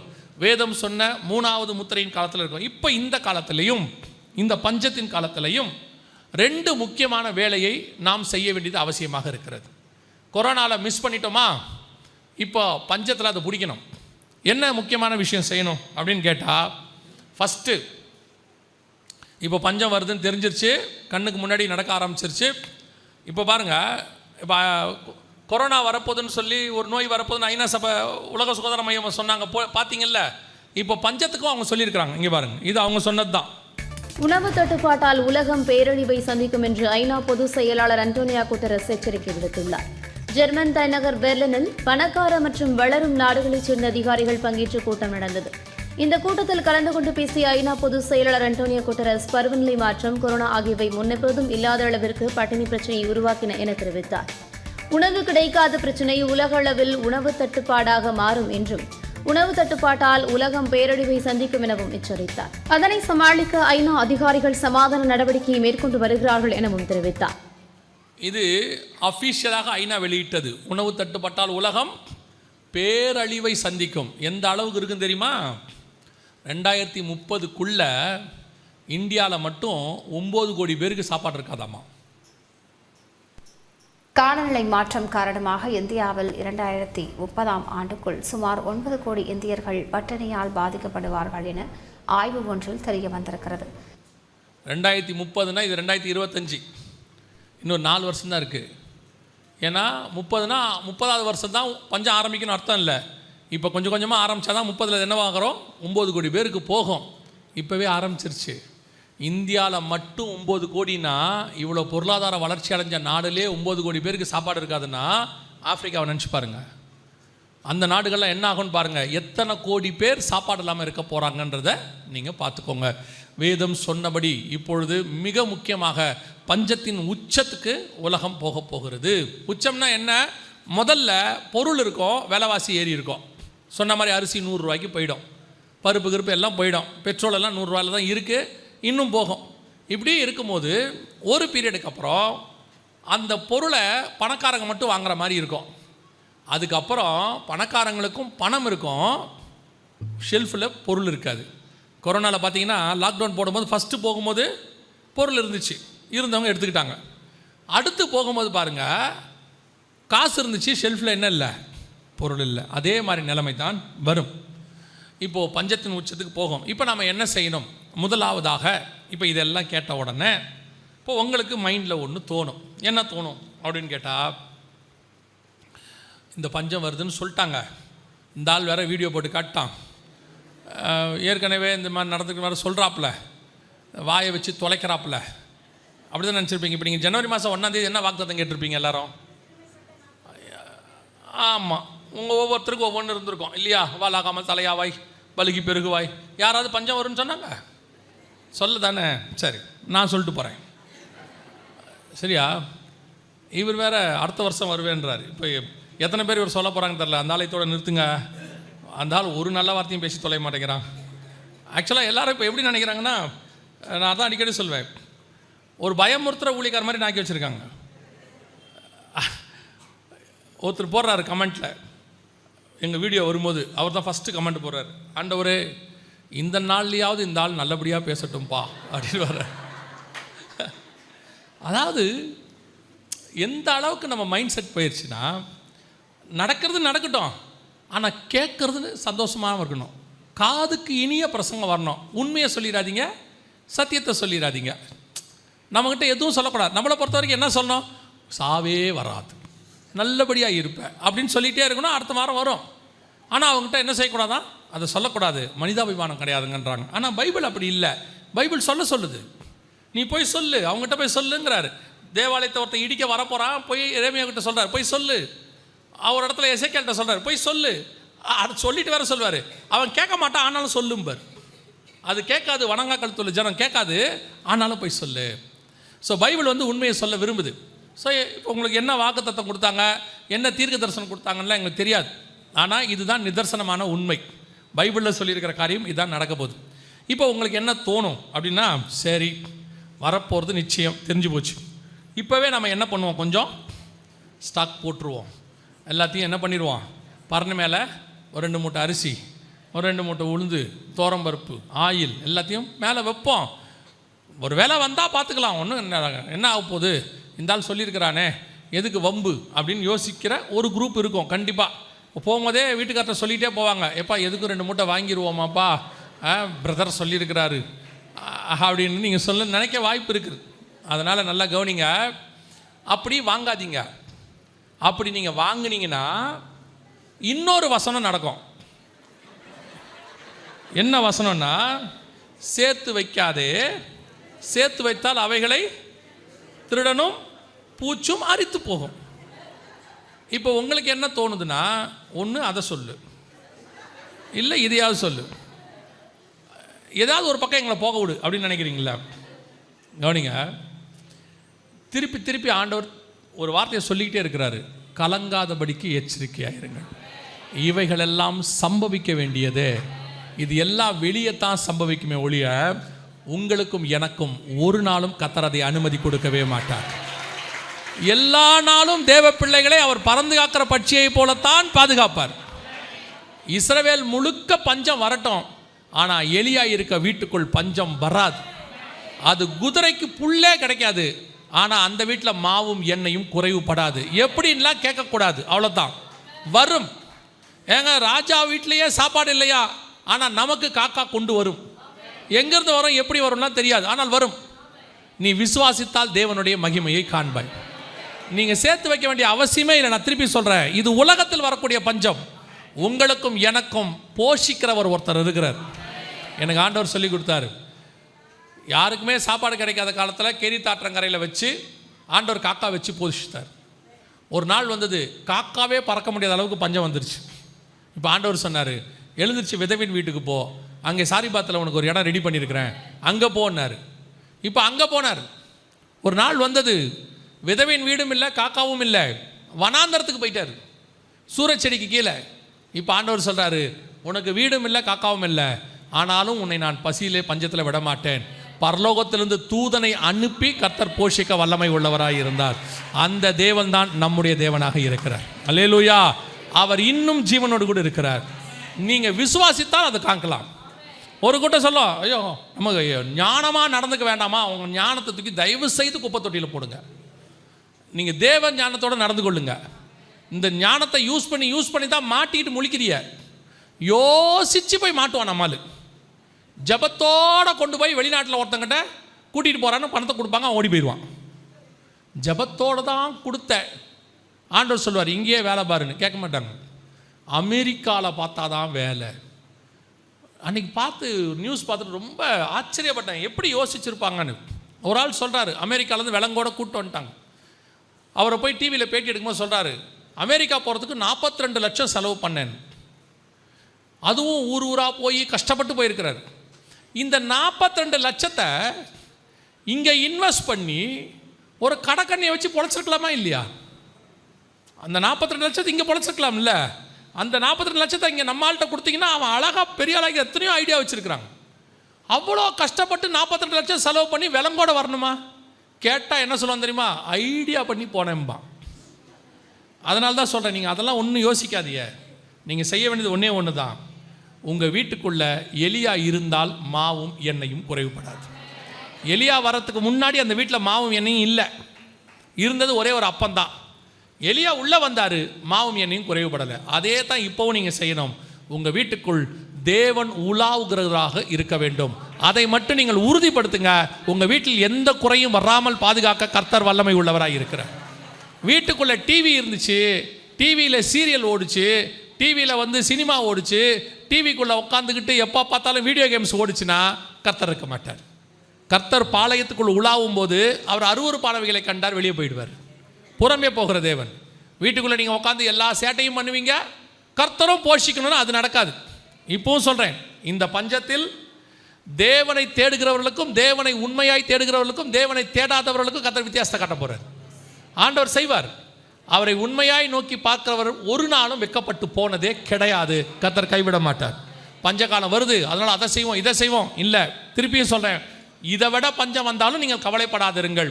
எந்த வந்தாலும் வசனம் தெளிவாக சொல்லுது, வாதை உன் கூடாரத்தை அணுகாது. ஏன்னா நம்மை பறந்து காக்கிற நிழல் ஒன்று இருக்கிறது. அந்த நிழல் கர்த்தர் என்கிறதான நிழல். அல்லேலூயா. ரெண்டாவது நீங்கள் செய்ய வேண்டிய மிக முக்கியமான விஷயம் என்னன்னு கேட்டால், கர்த்தர் உங்களை போஷிக்க போகிறார், ஆனால் நிறைவாய் போஷிப்பார். கரெக்டாலாம் கொடுக்க மாட்டார். நம்ம ஆண்டவர் எப்போ கொடுத்தாலும் அமுக்கி குலுக்கி சரிந்து விழும்படி கொடுப்பார். அங்கே அப்பமும் 5000 பேருக்கு அப்பமும் மீன் கொடுத்தாரல்ல, மிச்சம் 12 கூடை நிறைய எடுக்கும்படி தான் கொடுத்தார். 4000 பேருக்கு கொடுத்தாரல்ல, அப்பவும் 7 கூடை நிறைய மிச்சம் எடுக்கிற மாதிரி தான் கொடுத்தார். நம்ம ஆண்டவர் எப்போவுமே அவருடைய கை குறுகவே இல்லை, நிறைய தான் கொடுப்பார். நான் கர்த்தரை விசுவாசிக்கிறேன். இப்போ ஆண்டவர் உங்களுக்கு அப்படி தான் தரப்போகிறார். அல்லேலூயா. ஆனால் எதுக்கு தெரியுமா? எதுக்கு எக்ஸஸ்? நீங்கள் நினச்சிக்கூடாது ஆண்டவர் நம்மளை நாளைக்கு கொடுத்துருக்கிறாருன்னு. ஒரு நாளும் கர்த்தர் நாளைக்கு தரவே மாட்டார். நாளை தினம் குறித்து கவலைப்படாதேம்பார். கர்த்தர் எதுக்கு உங்களுக்கு நிறையா தரப்போகிறார் தெரியுமா? நீங்கள் சாப்பிட்டது போக ஏழை எளியவர்களுக்கு கொடுக்கும்படி தான் கர்த்தர் உங்களுக்கு எக்ஸ்ட்ராவாக தருகிறார். ஆண்டவருக்கு கணக்கு நல்லா தெரியும், 4 பேர் நீங்கள் எவ்வளோ சாப்பிடுவீங்கன்னு. அதை கொடுக்காம ஏன் எக்ஸ்ட்ராவாக இன்னும் 4 பேருக்கு இருக்கிற மாதிரி தராருன்னா, மிச்ச மீதியை ஃப்ரிட்ஜில் போட்டு பூட்டி வார கணக்காக சுடு பண்ணி சாப்பிட்றதுக்கு இல்லை. சில ஆட்கள்லாம் எதையும் யாருக்கும் கொடுக்குற எண்ணமே வராது. அப்படியே மிக்சியில் அதை ஃப்ரிட்ஜில் கொண்டு போய் வச்சுவிட்டு வச்சது கூட தெரியாமல் ஒரு வாரம் கழித்து ஃப்ரிட்ஜை திறந்துட்டு நின்று வேடிக்கை பார்த்துக்கிட்டே இருக்கும். இது எப்போ வச்சோம் உள்ள நம்ம, இது என்ன அது அப்படின்னு பார்த்துக்கிட்டே இருக்கும். ஆனால் யாருக்கும் கொடுக்குற மனசு மட்டும் வரவே வராது. அது கடைசியில் கொஞ்சம் ஒட்டிக்கிட்டு இருந்தாலும் அதை கொண்டு போய் உள்ளே தான் தூக்கி போடும். படுக்க போகும்போது இருக்கிற முக்கியமான வேலையில் ஒன்று எல்லாத்தையும் ஃப்ரிட்ஜில் வச்சாச்சா, இதை செக் பண்ணுறது, கேஸ் மூடியாச்சா, கதவு மூடியாச்சா, அதில் ஒன்று ஃப்ரிட்ஜில் வச்சாச்சா. எங்கள் அம்மா காலத்துலலாம் மிச்ச மீதி இருந்தால் நைட்டில் யாராவது சாப்பாடு இல்லாமல் வருவாங்க, அவங்ககிட்ட கொடுத்துட்டு நைட்டு பாத்திரத்தை கழுவிட்டு படுக்கிறதுங்கிறது ஒரு வேலை. நம்ம ஊரில் படுக்கும் போது பாத்திரத்தை கழுவிடுவாங்க. இதெல்லாம் பாத்திரத்தெல்லாம் கழுவுறதே இல்லை. மறுநாள் காலையில் பார்த்தீங்கன்னா மலை போல் குமிந்திருக்கும். நான் உங்களை சொல்ல, நீங்கள் தங்கம். மிச்ச மீதியை யார்கிட்ட கொடுங்க. ஆண்டவர் தான் உங்களுக்கு போதுன்ற அளவுக்கு கொடுத்துருக்குறாரு. சாப்பிட முடியலன்னு தானே இருக்குது. அதை ஏன் ஏழை ஏழைங்களுக்கு கொடுக்க மாட்டேங்கிறீங்க? சோதோமை பற்றி உங்களுக்கு வேதம் சொல்லுது. அங்கே நமக்கு தெரிஞ்சிருக்கு பாவம் உச்சத்தில் இருந்துச்சு. ஆனால் அதில் இன்னொரு பாவம் இருந்துச்சாமா. ஆண்டவர் எசேக்கியேல் புஸ்தகத்தில் எழுதும்போது சொல்லுவார், சோதோமின் பாவம் என்னன்னு. அதில் எழுதும் ஒரு வார்த்தை சொல்லுவார், ஆகார திரட்சி இருந்துச்சான், எளியோரை பலப்படுத்தாமைன்னு இருக்கும். இல்லாதவங்களுக்கு கொடுக்கலையாமா. உங்கள்கிட்ட ஏன் நிறைய கர்த்தர் கொடுக்குறார் தெரியுமா? உங்களுக்கு, உங்கள் பிள்ளைக்கு, உங்கள் பேர பிள்ளைக்கு, பிள்ளைகளின் பிள்ளைக்கு, பிள்ளைகளின் பிள்ளைகளுக்கு இல்லை. எவ்வளோ இருந்தாலும் சிலருக்குலாம் கொடுக்குற மனசே வராது. நான் உங்களுக்கு ஒரு உண்மையை சொல்கிறேன், இறக்கிற கிணறு சுரக்கும். நீங்கள் எடுத்துக்கிட்டே இருங்க, கர்த்தர் கொடுத்துக்கிட்டே இருப்பார். அதுவும் கர்த்தருக்கு பிடிச்சமானது ஏழைகளுக்கு கொடுப்பது, இல்லாதவனுக்கு கொடுப்பது. சிலர்லாம் இருக்கிறாங்க, இருக்கிறவனுக்கு கொடுப்பாங்க. யாராவது கல்யாணம்னா போய் அவங்ககிட்ட மொய் எழுதுறது 5000 ரூபாய். அப்புறம் எதுக்கு 5000 எழுதுனீங்க? அப்போ தான் அவன் நமக்கு 5000 எழுதுவான். அவன் ஒருவேளை 4000 எழுதிட்டானா ஃபோன் பண்ணி திட்டுறது, 5000 உனக்கு நான் எழுதுனேன், நீ 4000 எழுதியிருக்க. நம்ம எழுதுறத யாருக்குன்னா திருப்பி நம்மளை எவன் நல்லா கவனிப்பான்னு பார்த்து. அதான் ஆண்டவர் சொல்கிறாரு, அப்படி எழுதுனீங்கன்னா உங்கள் பலனை அடைந்து தீர்த்து விட்டீர்கள். உங்களுக்கு திருப்பி செய்ய முடியாதவனுக்கு செய்யுங்க, அதன் பலன் பரலோகத்தில் இருக்கும் என்று இயேசு சொல்லுகிறார். உங்கள் வீட்டு வாசலில் உங்களுக்கு தெரிஞ்சவங்க, கஷ்டப்படுறவங்க, விசுவாசி மட்டும் இல்லை, ஏன்னா பஞ்சம் பசி என்பது எல்லாருக்கும் பொது. ஆண்டவர் உங்களுக்கு நிறைவாய் தருவாய். உங்கள் மாவு பிசைகிற தொட்டி நிறைவாய் இருக்கும், எண்ணெய் நிரம்பி வழியும். கர்த்தர் உங்களுக்கு அந்த அளவுக்கு தருவார். ஆசீர்வதிக்கிறேன், கர்த்தர் தருவார். ஆனால் ஒன்று, அது உங்களுக்காக மட்டுமல்ல, உங்களை சுற்றி இருக்கிற ஏழை எளியவர்களுக்காக. இதுதான் நீங்கள் செய்ய போகிற ஊழியம். என்ன ஊழியம்? இயேசுவே சொல்கிறாரு, நான் பசியாக இருந்தேன், வஸ்திரம் இல்லாமல் இருந்தேன், நீங்கள் எனக்கு ஆகாரம் கொடுத்தீர்கள். அவங்க கேட்குறான், எப்போ கொடுத்தோம்? ஏழையாக இருந்த, எளியவனாக இருந்த இவனுக்கு எதை செய்தீர்களோ அதை எனக்கே செய்தீர்கள். இது நீங்கள் பண்ண போகிற மிகப்பெரிய ஊழியம். என்ன ஊழியம்னு கேட்டிங்கன்னா, இப்போ நீங்கள் கொண்டு போய் கொடுக்கும்போது அவன் என்ன நினைப்பான் தெரியுமா? உலகமே பஞ்சத்தில் இருக்குது. இப்படி ஜிம்பாபேலையும் ஜாம்பியான்னு ஒரு நாடு இருக்குது, அங்கேயும் அரசாங்கத்தாலேயே ஜனங்களுக்கு சாப்பாடு கொடுக்க முடியலையா. அதனால் என்ன சொல்லிட்டாங்கன்னா, நீங்கள் காட்டில் இருக்கிற மிருகங்களை அடித்து சாப்பிடுங்க. தெரியும், படிச்சிங்களா அந்த நியூஸு? படிக்கலையா? இங்கே அவங்க சொல்லிட்டாங்களா, எங்களால் உங்களுக்கு சாப்பாடு போட முடியல. என்ன சொல்றாங்க பாருங்க. Police have begun the process of culling over 700 wildlife animals including elephants in Namibian authorities have begun the process of culling over 700 wildlife animals including elephants in order to cope with the growing hunger in the region. For the past few months, global humanitarian organizations have raised alarm over the growing hunger crisis in parts. அந்த அம்மா பேசுறது மட்டும் mute பண்ண முடியுமா? இது என்ன சொல்லியிருக்காங்கன்னா, அரசாங்கமே சொல்லிருச்சு 700 மிருகங்களை என்ன செஞ்சிருங்க, நீங்கள் சாப்பிடுங்கன்ட்டு. காரணம் என்னென்னா, அரசாங்கத்தால் சாப்பாடு கொடுக்க முடியல, ஜனங்களுக்கு முடியல. இப்படி ஒரு உலகளாவிய பஞ்சம் வரும்போது, கவனிங்கள், உலகளாவிய பஞ்சம் வரும்போது நீங்கள் ஒருத்தனுக்கு ஆகாரம் கொடுக்கும்போது அவன் என்ன நினைப்பான் தெரியுமா? அரசாங்கத்தாலேயே கொடுக்க முடியல, இந்த கஷ்டத்தில் தனக்குண்டானவைகள்லேருந்து கொஞ்சத்தை கொண்டு வந்து இவன் கொடுக்குறானே, இவனே இவ்வளவு அன்புள்ளவனாக இருப்பானால் இவனுடைய தேவன் எவ்வளவு அன்புள்ளவராய் இருப்பார், இந்த சுபாவத்தை அவனுக்கு கொடுத்த தேவன் எப்படிப்பட்டவராய் இருப்பார்னு உங்கள் மூலமாக அவன் தேவனை பார்க்க போறாங்க. அதுதான் பைபிள் சொல்லுது. காண்கிற சகோதரத்தில் அன்பு கூறாவிட்டால் காணாத தேவனிடத்தில் அன்பு கூறுவது எப்படி? உங்க மூலமா கர்த்தர் வெளிப்பட போகிறார். உண்மையா செய்யணும். சிலர்லாம் அந்த பெருமைக்கு செய்வாங்க, செஞ்சுட்டு வாட்ஸ்அப்பில் ஃபோட்டோ எடுத்து போடுவாங்க. இன்று 10 பேருக்கு நாங்கள் உணவளித்தோம், என் மனைவி 3 பேருக்கு, நான் 3 பேருக்கு, என் மகள் 2 பேருக்கு, என் மகன் 2 பேருக்கு. இது ஒரு பொழப்பு. இதை எடுத்துக்கிட்டு இதில் ஒரு பெருமை ஃபேஸ்புக்கில் எடுத்து போகிறது. நாங்கள்லாம் இன்னைக்கு எல்லாருக்கும் சாப்பாடு கொடுத்தோம், உன் பலன் தீர்ந்து முடிஞ்சிருச்சு. நீங்கள் தேவனுக்கு முன்பாக உண்மை முத்தமாய் செய்யுங்கள். நீங்கள் செய்ய போகிற ஊழியம் இதுதான். இப்போ அவனுக்கு தேவை வரும்பொழுது, அந்த தேவை நீங்கள் சந்திக்கும் பொழுது, நீங்கள் அவனுக்கு சுவிசேஷத்தை உங்களை பார்த்து கற்றுக்கொள்ள போகிறார். சுவிசேஷத்தில் ரொம்ப முக்கியமான சுவிசேஷம் என்ன தெரியுமா? நீங்கள் நிருபமாக வாழ்வது, நீங்கள் சாட்சியாய் நிற்பது. உங்களை பார்த்து அவன் இயேசுவை தெரிந்து கொள்ள போகிறான். அல்லேலூயா. பஞ்சகாலம் வருகிறது. அடுத்த வருஷம், இந்த வருஷத்திலிருந்து இன்னும் உச்சத்துக்கு தான் போகும். இதை ஒட்டி ஒரு பெரிய யுத்தம் ஒன்று வரும், 3ஆம் உலக யுத்தம். அதான் 6ஆம் அதிகாரம் 8ஆம் வசனத்தில் சொல்லப்பட்டிருக்கிறது. அது ஒரு மிகப்பெரிய யுத்தமாக இருக்கும். ஸோ இப்போ நம்ம கண்ணுக்கு முன்னாடி இதெல்லாம் நடந்து கொண்டிருக்கிறது. வசனம் சொல்லுது லூக்கா 21:28, இவைகள் சம்பவிக்க தொடங்கும் பொழுது உங்கள் மீட்பு சமீபமாக இருப்பதால். இதெல்லாம் நடக்க ஆரம்பிக்கும் போது என்ன வருமா? ஒரு மீட்பு வரப்போது. நிமிர்ந்து பார்த்து தலைகளை உயர்த்துங்கள் என்று வேதம் சொல்லுது. அப்படியானால் இதெல்லாம் சம்பவிக்க ஆரம்பிச்சாச்சு. நம்முடைய மீட்பு மிக சமீபமாக இருக்கிறது.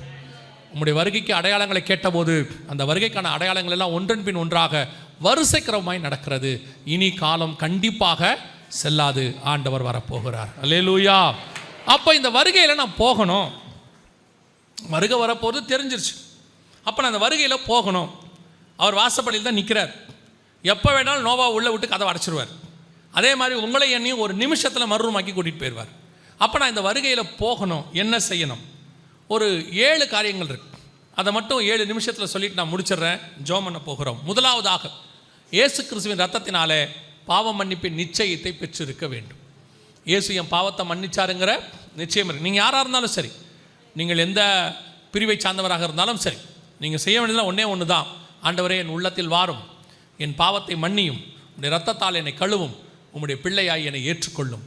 இதை நீங்கள் உண்மையாக சொன்னீங்கன்னா இயேசு உங்கள் பாவங்களை மன்னிக்க வல்லமை உள்ளவராக இருக்கிறார். அல்லேலூயா. இதான் ஃபஸ்ட்டு. நான்லாம் 2 தலைமுறை 3 தலைமுறை கிறிஸ்டின் சர்ச்சுக்கு வந்துட்டுருக்கிறேன், நான் கூட ரட்சிக்க பண்ணுமா?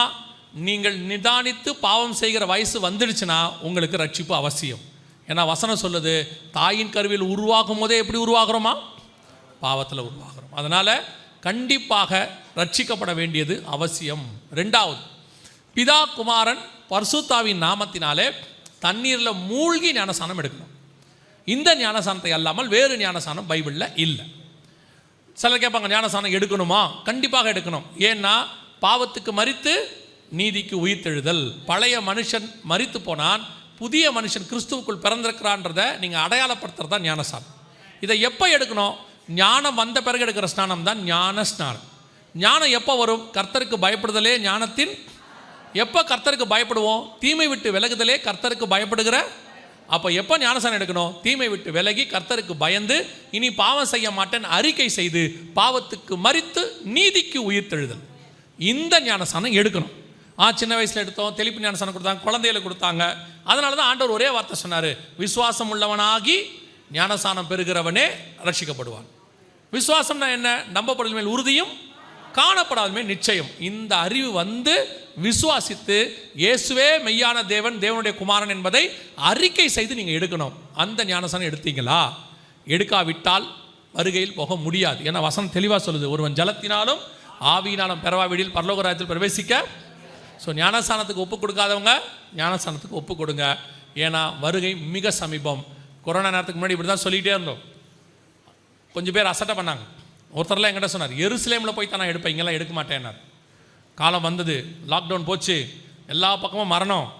திடீர்னு ஒரு நாள் ஃபோன் பண்ணி கேட்டார், இப்போ ஏதாவது ஞானஸ்நானம் எடுக்க வாய்ப்பு இருக்குதான்னு கேட்டார். நான் கொண்டேன், எதுக்கு நீங்கள் இப்போ இவ்வளோ அர்ஜென்ட்டாக எடுக்கணுன்றீங்க? இல்லை பிரதர், பக்கத்து வீட்டில் நேற்று ஒருத்தர் போயிட்டார், எதிர் வீட்டில் ஒருத்தர் போயிட்டார், எதுக்கும் ஞானஸ்நானத்தை எடுத்துடலான்னு பார்க்குறேன்னாரு.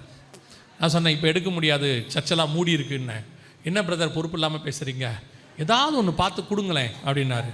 இல்லை வாய்ப்பு இல்லை. அப்போ நான் என்ன தான் பண்ணணுன்னாரு. சபை திறக்கிற வரைக்கும் சாகாமல் பார்த்துக்கோங்கன்னு சொன்னேன். அவ்வளோதான் சொல்ல முடியும். சபை திறந்து தண்ணியை வச்சுக்கிட்டு எத்தனை பாஸ்டர் தலை இருக்குதான்னு தேடினாங்க. அசட்டை முடியாது. கர்த்தர் எங்கிட்ட நேராக பேசினா தான் வரும். இவர்கிட்ட வேற நேராக வந்து சொல்லுவாங்க. அவர் தான் எழுதி கொடுத்துருக்கிறாரு. அதை கேட்டு பவுல்லேருந்து பேதுலேருந்து அத்தனை பேர் ஞானஸ்நானம் எடுத்திருக்காங்க. ஏசுநாதரே ஞானஸ்நானம் எடுத்திருக்காரு. இவருக்கு தனியாக வந்து சொல்லணுமாம்மா. கவனிச்சுக்கொள்ளுங்க, ஞானஸ்நானம் எடுக்காமல் வருகையில் போகவே முடியாது. மூன்றாவது, எபேசியர் 4:30, மீட்கப்படும் நாளுக்கென்று முத்திரையான பரிசுத்த ஆவியை துக்கப்படுத்தாதீர்கள், பரிசுத்தாவின் அபிஷேகத்தை பெற்றுக்கொள்ள வேண்டும். ஐயோ பரிசுத்தாவின் அபிஷேகம்லாம் இல்லைங்க, அப்படிலாம் கிடையாதுன்னு யாராவது சொல்லுவாங்க. பெற்றுக்கொண்ட நாங்கள் சொல்லுகிறோம், பரிசுத்த ஆவியானவர் உண்டு. அவர்தான் சபையின் மூத்த போதகர், அவர்தான் சபையை நடத்துகிறவர், அவர்தான் சபையை கொண்டு போய் பரலோகத்திலே சேர்க்க போகிறவர். ஆவியானவர் உள்ள சபையில் தான் இந்த மாதிரி சத்தியங்கள் கிடைக்கும். ஆவி இல்லாத இடத்துல சத்தியம் இருக்காது. பரிசுத்த அபிஷேகத்தை கண்டிப்பாக என்ன செய்யணும்? பெற்றுக்கொள்ள வேண்டும். நாலாவது, அப்போஸ்தலர் 2:40 சொல்லுது, மாறுபாடான சந்ததியை விட்டு விலகி உங்களை ரட்சித்துக் கொள்ளுங்கள். வேறுபாடுள்ள வாழ்க்கை. உலகத்துக்கு உங்களுக்கு என்ன இருக்கணும்? வேறுபாடு, வித்தியாசம் இருக்கணும். உலகத்துக்கு ஒத்த வேஷம் அப்படின்னா என்ன அர்த்தங்க? உலகத்துக்கே போகக்கூடாதா? அதல்ல. நீங்கள் உலகத்தாராக இருக்கணும், ஆனால் உலகத்தாராக இருக்கக்கூடாது. உலகத்தில் போகிறோம், வேலை செய்கிறோம், படிக்கிறோம், காலேஜுக்கு போகிறோம், அதெல்லாம் நடக்கும். ஆனால் அவர்களுடைய காரியங்கள் உங்களுக்குள்ளே வரக்கூடாது. உங்களுக்குள்ளே மட்டும் இல்லை, சபைக்குள்ளேயும் வரக்கூடாது. இன்றைக்கி கடைசி காலத்தில் சபை எப்படி ஆயிடுச்சுன்னா, இன்றைக்கி உலகத்தார் பண்ணுறதெல்லாம் வந்துருச்சு. இன்றைக்கி காலையில் அதை பற்றி தான் பார்த்தோம். உலகத்தார் பண்ணுற எல்லாம் இங்கே இருக்குது. அங்கே இருக்கக்கூடியதான பணப்பெருமை, ஜாதி பெருமை, அங்கே இருக்கக்கூடியதான அரசியல், அங்கே இருக்கக்கூடியதான சினிமாக்காரன் ஆட்டம், அங்கே இருக்கக்கூடியதான ஆடம்பரம் எல்லாம் இங்கே இருக்குது. இப்போ இன்னொன்று பெருசாக ஒன்றும் டிஃப்ரென்ஸ்லாம் கிடையாது. இன்னும் ஒரு சில சபைகள் மட்டும் ஆண்டவர் சொல்வார், பின்பறிப்புக்கென்று கொஞ்சம் பழங்களை விட்டு வைத்தேன்னு. அந்த மாதிரி கொஞ்சம் சபைகள் தான் சத்தியத்தில் நின்றுக்கிட்டு இருக்குது. இன்றைக்கி ஆடம்பரமாக இருக்கிறது தான் சர்ச்சினே ஆகிப்போச்சு. கிராண்டாக இருந்தால் தான் சர்ச்சு. சத்தியத்தில் பேசுகிறவனுக்கு சர்ச் இல்லை.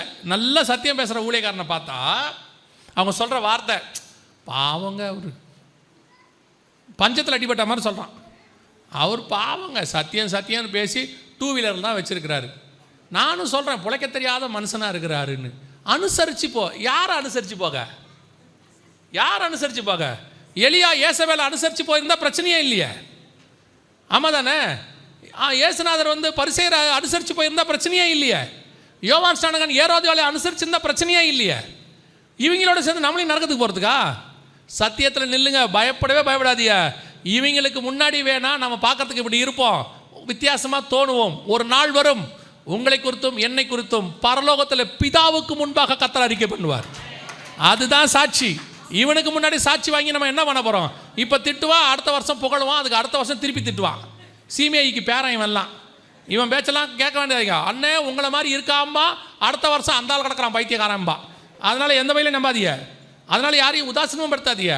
நான் சொல்கிறது, நமக்கு சாட்சி கொடுக்குற ஒருத்தர் இருக்கிறார். அவருக்காக தான் வாழணும். சபை வேறுபாடுள்ள வாழ்க்கை ரொம்ப முக்கியம். அதை அப்படியே ஃபாலோ பண்ணுங்க. அவன் புகழ்றான் புகழல அதை பற்றிலாம் கவலைப்படாதீங்க. ஒருத்தர் எங்கிட்ட சொன்னார், தம்பி நீ இப்படிலாம் பேசினா ஒரு பையிலும் ஆஃபரிங் கொடுக்க மாட்டான், அதனால் நீ கொஞ்சம் பார்த்து பேசுனார். ஆவியானவர் சொன்னார், அவன் பேச்ச கேட்காதன்னார். எதுக்கு ஆஃபரிங்காக ஊழியத்துக்கு வந்தோம்? வந்தது ஆண்டவருக்காக, அவருடைய ஊழியத்தை செய்யறதுக்கு. பரலோகம் கொடுக்காதியா இவங்க கொடுத்துட போகிறாங்க. இவங்களுக்கு எவ்வளோ கொடுக்கணும் இவரை சொல்லலை, தப்பாக எடுத்துக்க போறியா? இன்றைக்கி உலகத்தில் இருக்கிற மனுஷனுக்கு எனக்கு எவ்வளோ கொடுக்கணும் அவனுக்கு தெரியாது. ஒரு தடவை திடீர்னு எடுத்து நிறையா கொடுத்துருவாங்க, சில இடத்துல குறைவாக கொடுத்துருவாங்க. ஆனால் எனக்கு என்ன கொடுக்க என்பது பரலோகத்துக்கு நல்லா தெரியும். ஏற்ற நேரத்தில் சகாயத்தை அருளுகிற தேவன் அவர். அதனால் உலகத்துக்காக வாழாதீங்க, உலகத்துக்கு ஒத்த வேஷம் தரிக்காதீங்க. சத்தியத்தில் நில்லுங்க. கொஞ்சம் கடினமாக இருக்கும், ஆனால் முடிவு பரியந்தம் நிலை நிற்போம், தேவனுக்கு முன்பாக நிற்போம். அல்லேலூயா. 5வது, சுவிசேஷம் அறிவித்தல் உங்கள் மேல் விழுந்த கடமை. நீங்கள் பரலோகத்துக்கு போகும்போது இங்கிருந்து ஒன்றையும் கொண்டு போக மாட்டீங்க. உங்களுக்கே தெரியும், நீங்கள் மரணம் முந்தினாலும் சரி வருகை முந்தினாலும் சரி எதுவும் உங்கள் கூட வராது. ஆனால் ஒன்று கண்டிப்பாக வரும், நீங்கள் சம்பாதிக்கிற ஆத்மா வரும். உங்கள் கணக்கிலே பரலோகத்தில் கர்த்தர் வைத்திருப்பார்.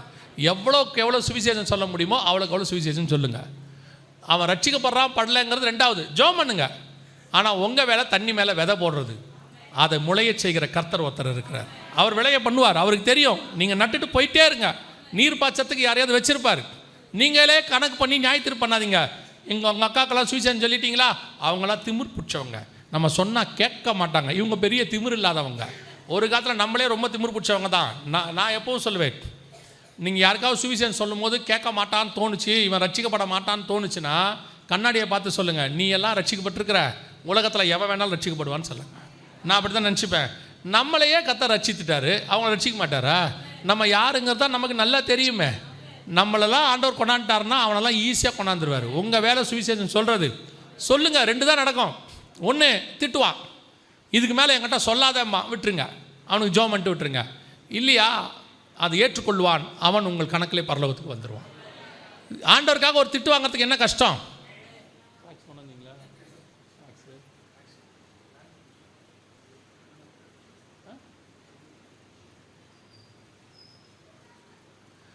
சுவிசேஷத்தை அறிவித்தது உங்களுடைய கடமை.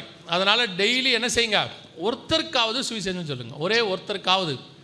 அந்த ஒருத்தர் உங்களை அறியாமலேயே உங்கள் கணக்கிலே பரலோகத்திலே வருவார். அல்லேலூயா. 6வது, இயேசு வருவார் என்பதை ஒவ்வொரு நாளும் விசுவாசிக்கணும். ஏதோ இன்றைக்கி 2 நாள் செய்தி கேட்டோம், இதோட வருகையை பற்றின செய்தி அடுத்த வருஷம் அவர் கூப்பிடுவார் பார்த்துக்கலாம்னு நினைக்கக்கூடாது. இது ஒரு சின்ன தீப்பொறி மாதிரி. இன்னிலிருந்து படுக்க போகும்போது, ஆண்டவரே உங்களுடைய வருகை வருமானால் நான் எடுத்துக்கொள்ளப்பட வேண்டும். அது உங்கள் இருதயத்தில் உங்கள் ரத்தத்தில் ஊறிடணும். வரலாற்றுக்கு போகணும், எப்போ வந்தாலும் போகணும். பவுல் அதான் சொல்வார், நான் விட்டிங்கன்னா போயிடுவேன் பாரு, நான் இருப்பது உங்களுக்கு பிரயோஜனம், அதனால் இருக்கிறேன், இல்லைன்னா விட்டிங்கன்னா போயிடுவேன் பாரு. அந்த பரலோகத்தை பற்றின வாஞ்சை வந்துடணும், வருகையை பற்றின வாஞ்சை. 7வது, கடைசியாக முடிவு பரியந்தம் நிலை நிற்கிறவனே ரட்சிக்கப்படுவான். இந்த 6லும் கடைசி வரைக்கும் நிற்கணும். அடைந்த ரட்சிப்பு, எடுத்த ஞானசானம், பெற்றுக்கொண்ட அபிஷேகம், வாழ்கிற வேறுபாடுள்ள வாழ்க்கை, சொல்கிற சுவிசேஷம், விசுவாசிக்கிற வருகை. இந்த 6லும் கடைசி வரைக்கும் நீங்கள் நின்றீங்கன்னா கர்த்தருடைய வருகையில் பிரவேசிப்பது எளிது. அல்லேலூயா. நாம் ஜெபிக்க போகிறோம். ஏந்திரிக்கலாமா நம்ம எல்லாரும்?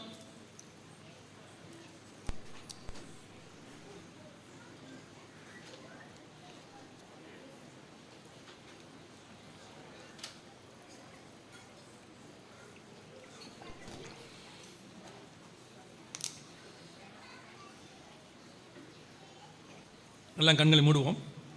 சரியாக இன்னும் ஒரு 3 நிமிஷத்தில் நான் முடிச்சுடுவேன். ஒரே ஒரு காரியம், எல்லா கண்களை மூடுவோம். யாரும் இப்போ எந்த வேலையும் பார்க்க வேண்டாம். சரியாக இன்னொரு 3லேருந்து 5 நிமிஷம் நான் முடிச்சுடுவேன். 1 கொரிந்தியர் 11:31 சொல்லுது, நம்மை நாமே நிதானித்து அறிந்தோமானால் நாம் நியாயம் தீர்க்கப்படும். உங்களை ஆராய்ந்து பாருங்கள். இந்த வருகையில் நீங்கள் போவீங்களா, எடுத்துக்கொள்ளப்படுவீங்களா அப்படின்னு உங்களுக்கே தெரியும். ஏதாவது அதுக்கான தடை இருக்குதுன்னா அது உங்களுக்கும் தெரியும். யாரும் உங்களுக்கு தீர்க்க தரிசனமாக நீ என்னென்ன பாவம் சொல்கிறேன் செய்கிறேன்னு சொல்ல வேண்டிய அவசியம் இல்லை.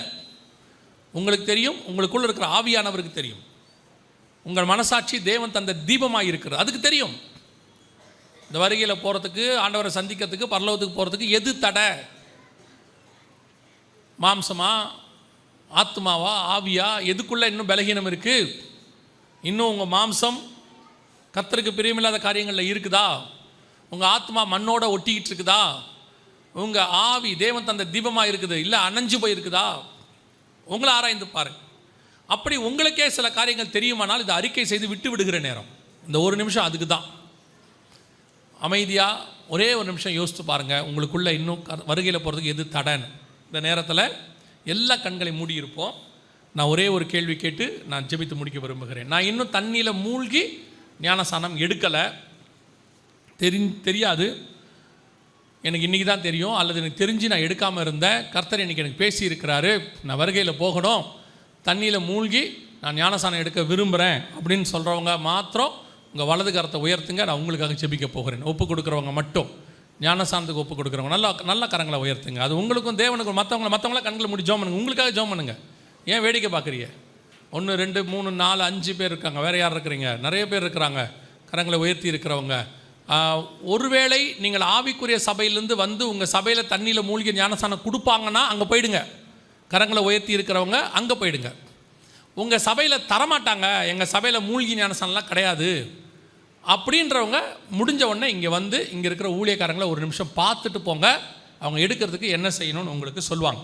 ஒருவேளை ஒரு ஆவிக்குரிய சபையிலேருந்து வந்திருந்து உங்கள் போதகர் உங்களுக்கு தருவார்னா நீங்கள் அவர்கிட்ட போயே எடுத்துக்கொள்ளலாம். கரங்களை கீழே போடுவோம், நாம் ஜெபிக்க போகிறோம். இப்பொழுது கடைசியாக இந்த 2 நாட்களும் கர்த்தர் என்னோடு கூட பேசி இருக்கிறார்.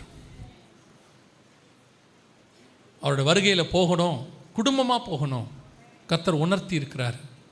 கைவிடப்பட்ட கூட்டத்தில் நாங்கள் இருக்க விரும்பவில்லை. இந்த கடைசி வாய்ப்பை நான் பயன்படுத்த விரும்புகிறேன். ஒரு இமைப்பொழுதை, ஒரு நிமிஷத்தை, அந்த கர்த்தர் கொண்டு போகிற அந்த தருணத்தை நான் இழக்க விரும்பலை. ஆண்டவர் இன்றைக்கு எனக்கு உணர்த்தி இருக்கிறாரு, நான் வருகையில் போகணும் அப்படின்னு பிரயாசப்படுறவங்க, ஆயத்தப்படுறவங்கெல்லாம் அவங்க கரங்களை தேவனுக்கு நேராக உயர்த்தி ஒப்பு கொடுத்து ஜெபம் பண்ணுவோம். சர்வ வல்லமை உள்ள எங்கள் ஆண்டவரே, கரங்களை உயர்த்தி ஜெபித்து கொண்டிருக்கிற ஒவ்வொருத்தருக்காய் நான் ஜெபிக்கிறேன். 2 நாட்களும் கர்த்தர் நீர் பேசி இருக்கிறீர். திரளாய் ஜனங்க வந்திருக்கிறாங்கப்பா, மேலையும் கீழையுமா உட்கார்ந்துருக்காங்க. ஆண்டவரே, ஒவ்வொருத்தரையும் உடைய கரத்தில் ஒப்பு கொடுக்குறோம். இந்த கூட்டம் உமக்கு சித்தமானால் அப்படியே வருகையிலும் வர கர்த்தர் கிருபை பாராட்டுங்க. ஆண்டவரே, இங்கே வந்தவங்களில் ஒருத்தர் கூட கைவிடப்பட்டவங்களா இராதபடி கர்த்தர் வேலி அடைத்து பாதுகாத்துக் கொள்வீராக. அவர்களுக்கு விரோதமாய் உருவாக்கப்படுகிற ஆயுதங்கள் வாய்க்காதே போகட்டும். உலகமோ உலகத்துக்கு உண்டானவைகளோ வஞ்சியாதபடி கர்த்தர் பாதுகாத்துக் கொள்வீராக. எல்லாவற்றையும் உதறி தள்ளிவிட்டு ஓட கர்த்தர் கிருபை பாராட்டுங்கப்பா. ஞானஸ்நானத்துக்காக ஒப்பு கொடுத்தவர்களுக்காக ஸ்தோத்திரம். அநேகர் கரங்களை உயர்த்தினாங்க. ஆண்டவரே, சீக்கிரத்தில் அவர்களை எடுக்க கர்த்தர் கிருபை பாராட்டுங்க. வழிவாசல்களை திறந்து கொடுங்க. இன்னைக்கு ஒப்பு கொடுத்ததை கர்த்தர் கனப்படுத்துவீராகப்பா. இந்த கூட்டத்தை நடத்தின ஊழியக்காரருக்காக, ஆண்டவரே, அவரை நம்பி கொடுத்திருக்கிற சபைக்காக, ஊழியத்திற்காக, இத்தனை ஆண்டு காலம் உமக்கு முன்பாக உண்மை உள்ளவர் என்று நின்று நடத்தினதுக்காக கர்த்தர் அவரை ஆசீர்வதிங்கப்பா. அவரையும் அவர் ஊழியத்தையும் குடும்பத்தையும் பிள்ளைகளையும் கர்த்தர் ஆசீர்வதிப்பீராக. நீர் வரும் அளவும் இந்த சத்தியத்தை சத்தியமாக ஜனங்களுக்கு கொண்டு போய் சேர்க்க கிருபை பாராட்டுங்க. ஆண்டவரே, அவர்களை சுற்றிலும் வேலி அடைங்கப்பா. இங்கே வந்திருக்கிற எல்லா ஊழியர்களுக்காக நாங்கள் செபிக்கிறோம். அவர்கள் சபையும் ஆயத்தப்படுவதாக, அவர்கள் சபையும் உமக்கு முன்பாக நிற்பதாக. கொடுக்கப்பட்ட ஆத்மாக்கள் அத்தனை பேரையும் பத்திரமாய் கொண்டு வந்து சமூகத்தில் சேர்க்க, ஒரு ஆடு கூட காணாமல் போகாதபடி கொடுக்கப்பட்ட அத்தனையும் பத்திரமாய் கொண்டு வந்து சேர்க்க கிருபை பாராட்டும். ஆசீர்வதிங்கப்பா. வந்த ஜனங்களுக்காய் ஸ்தோத்திரம். கரங்களை வைத்து ஜெபிக்கிற ஒவ்வொருத்தருக்காய் உமக்கு ஸ்தோத்திரம். அத்தனை பேரும் ஆண்டவரே சுகபத்திரமாய் வீடு போய் சேர கிருபை பாராட்டும். எங்கள் ஆண்டவர் இயேசு கிறிஸ்துவின் நாமத்தில் ஒப்பு கொடுத்து ஜெபிக்கிறோம், ஜீவனுள்ள நல்ல பிதாவே.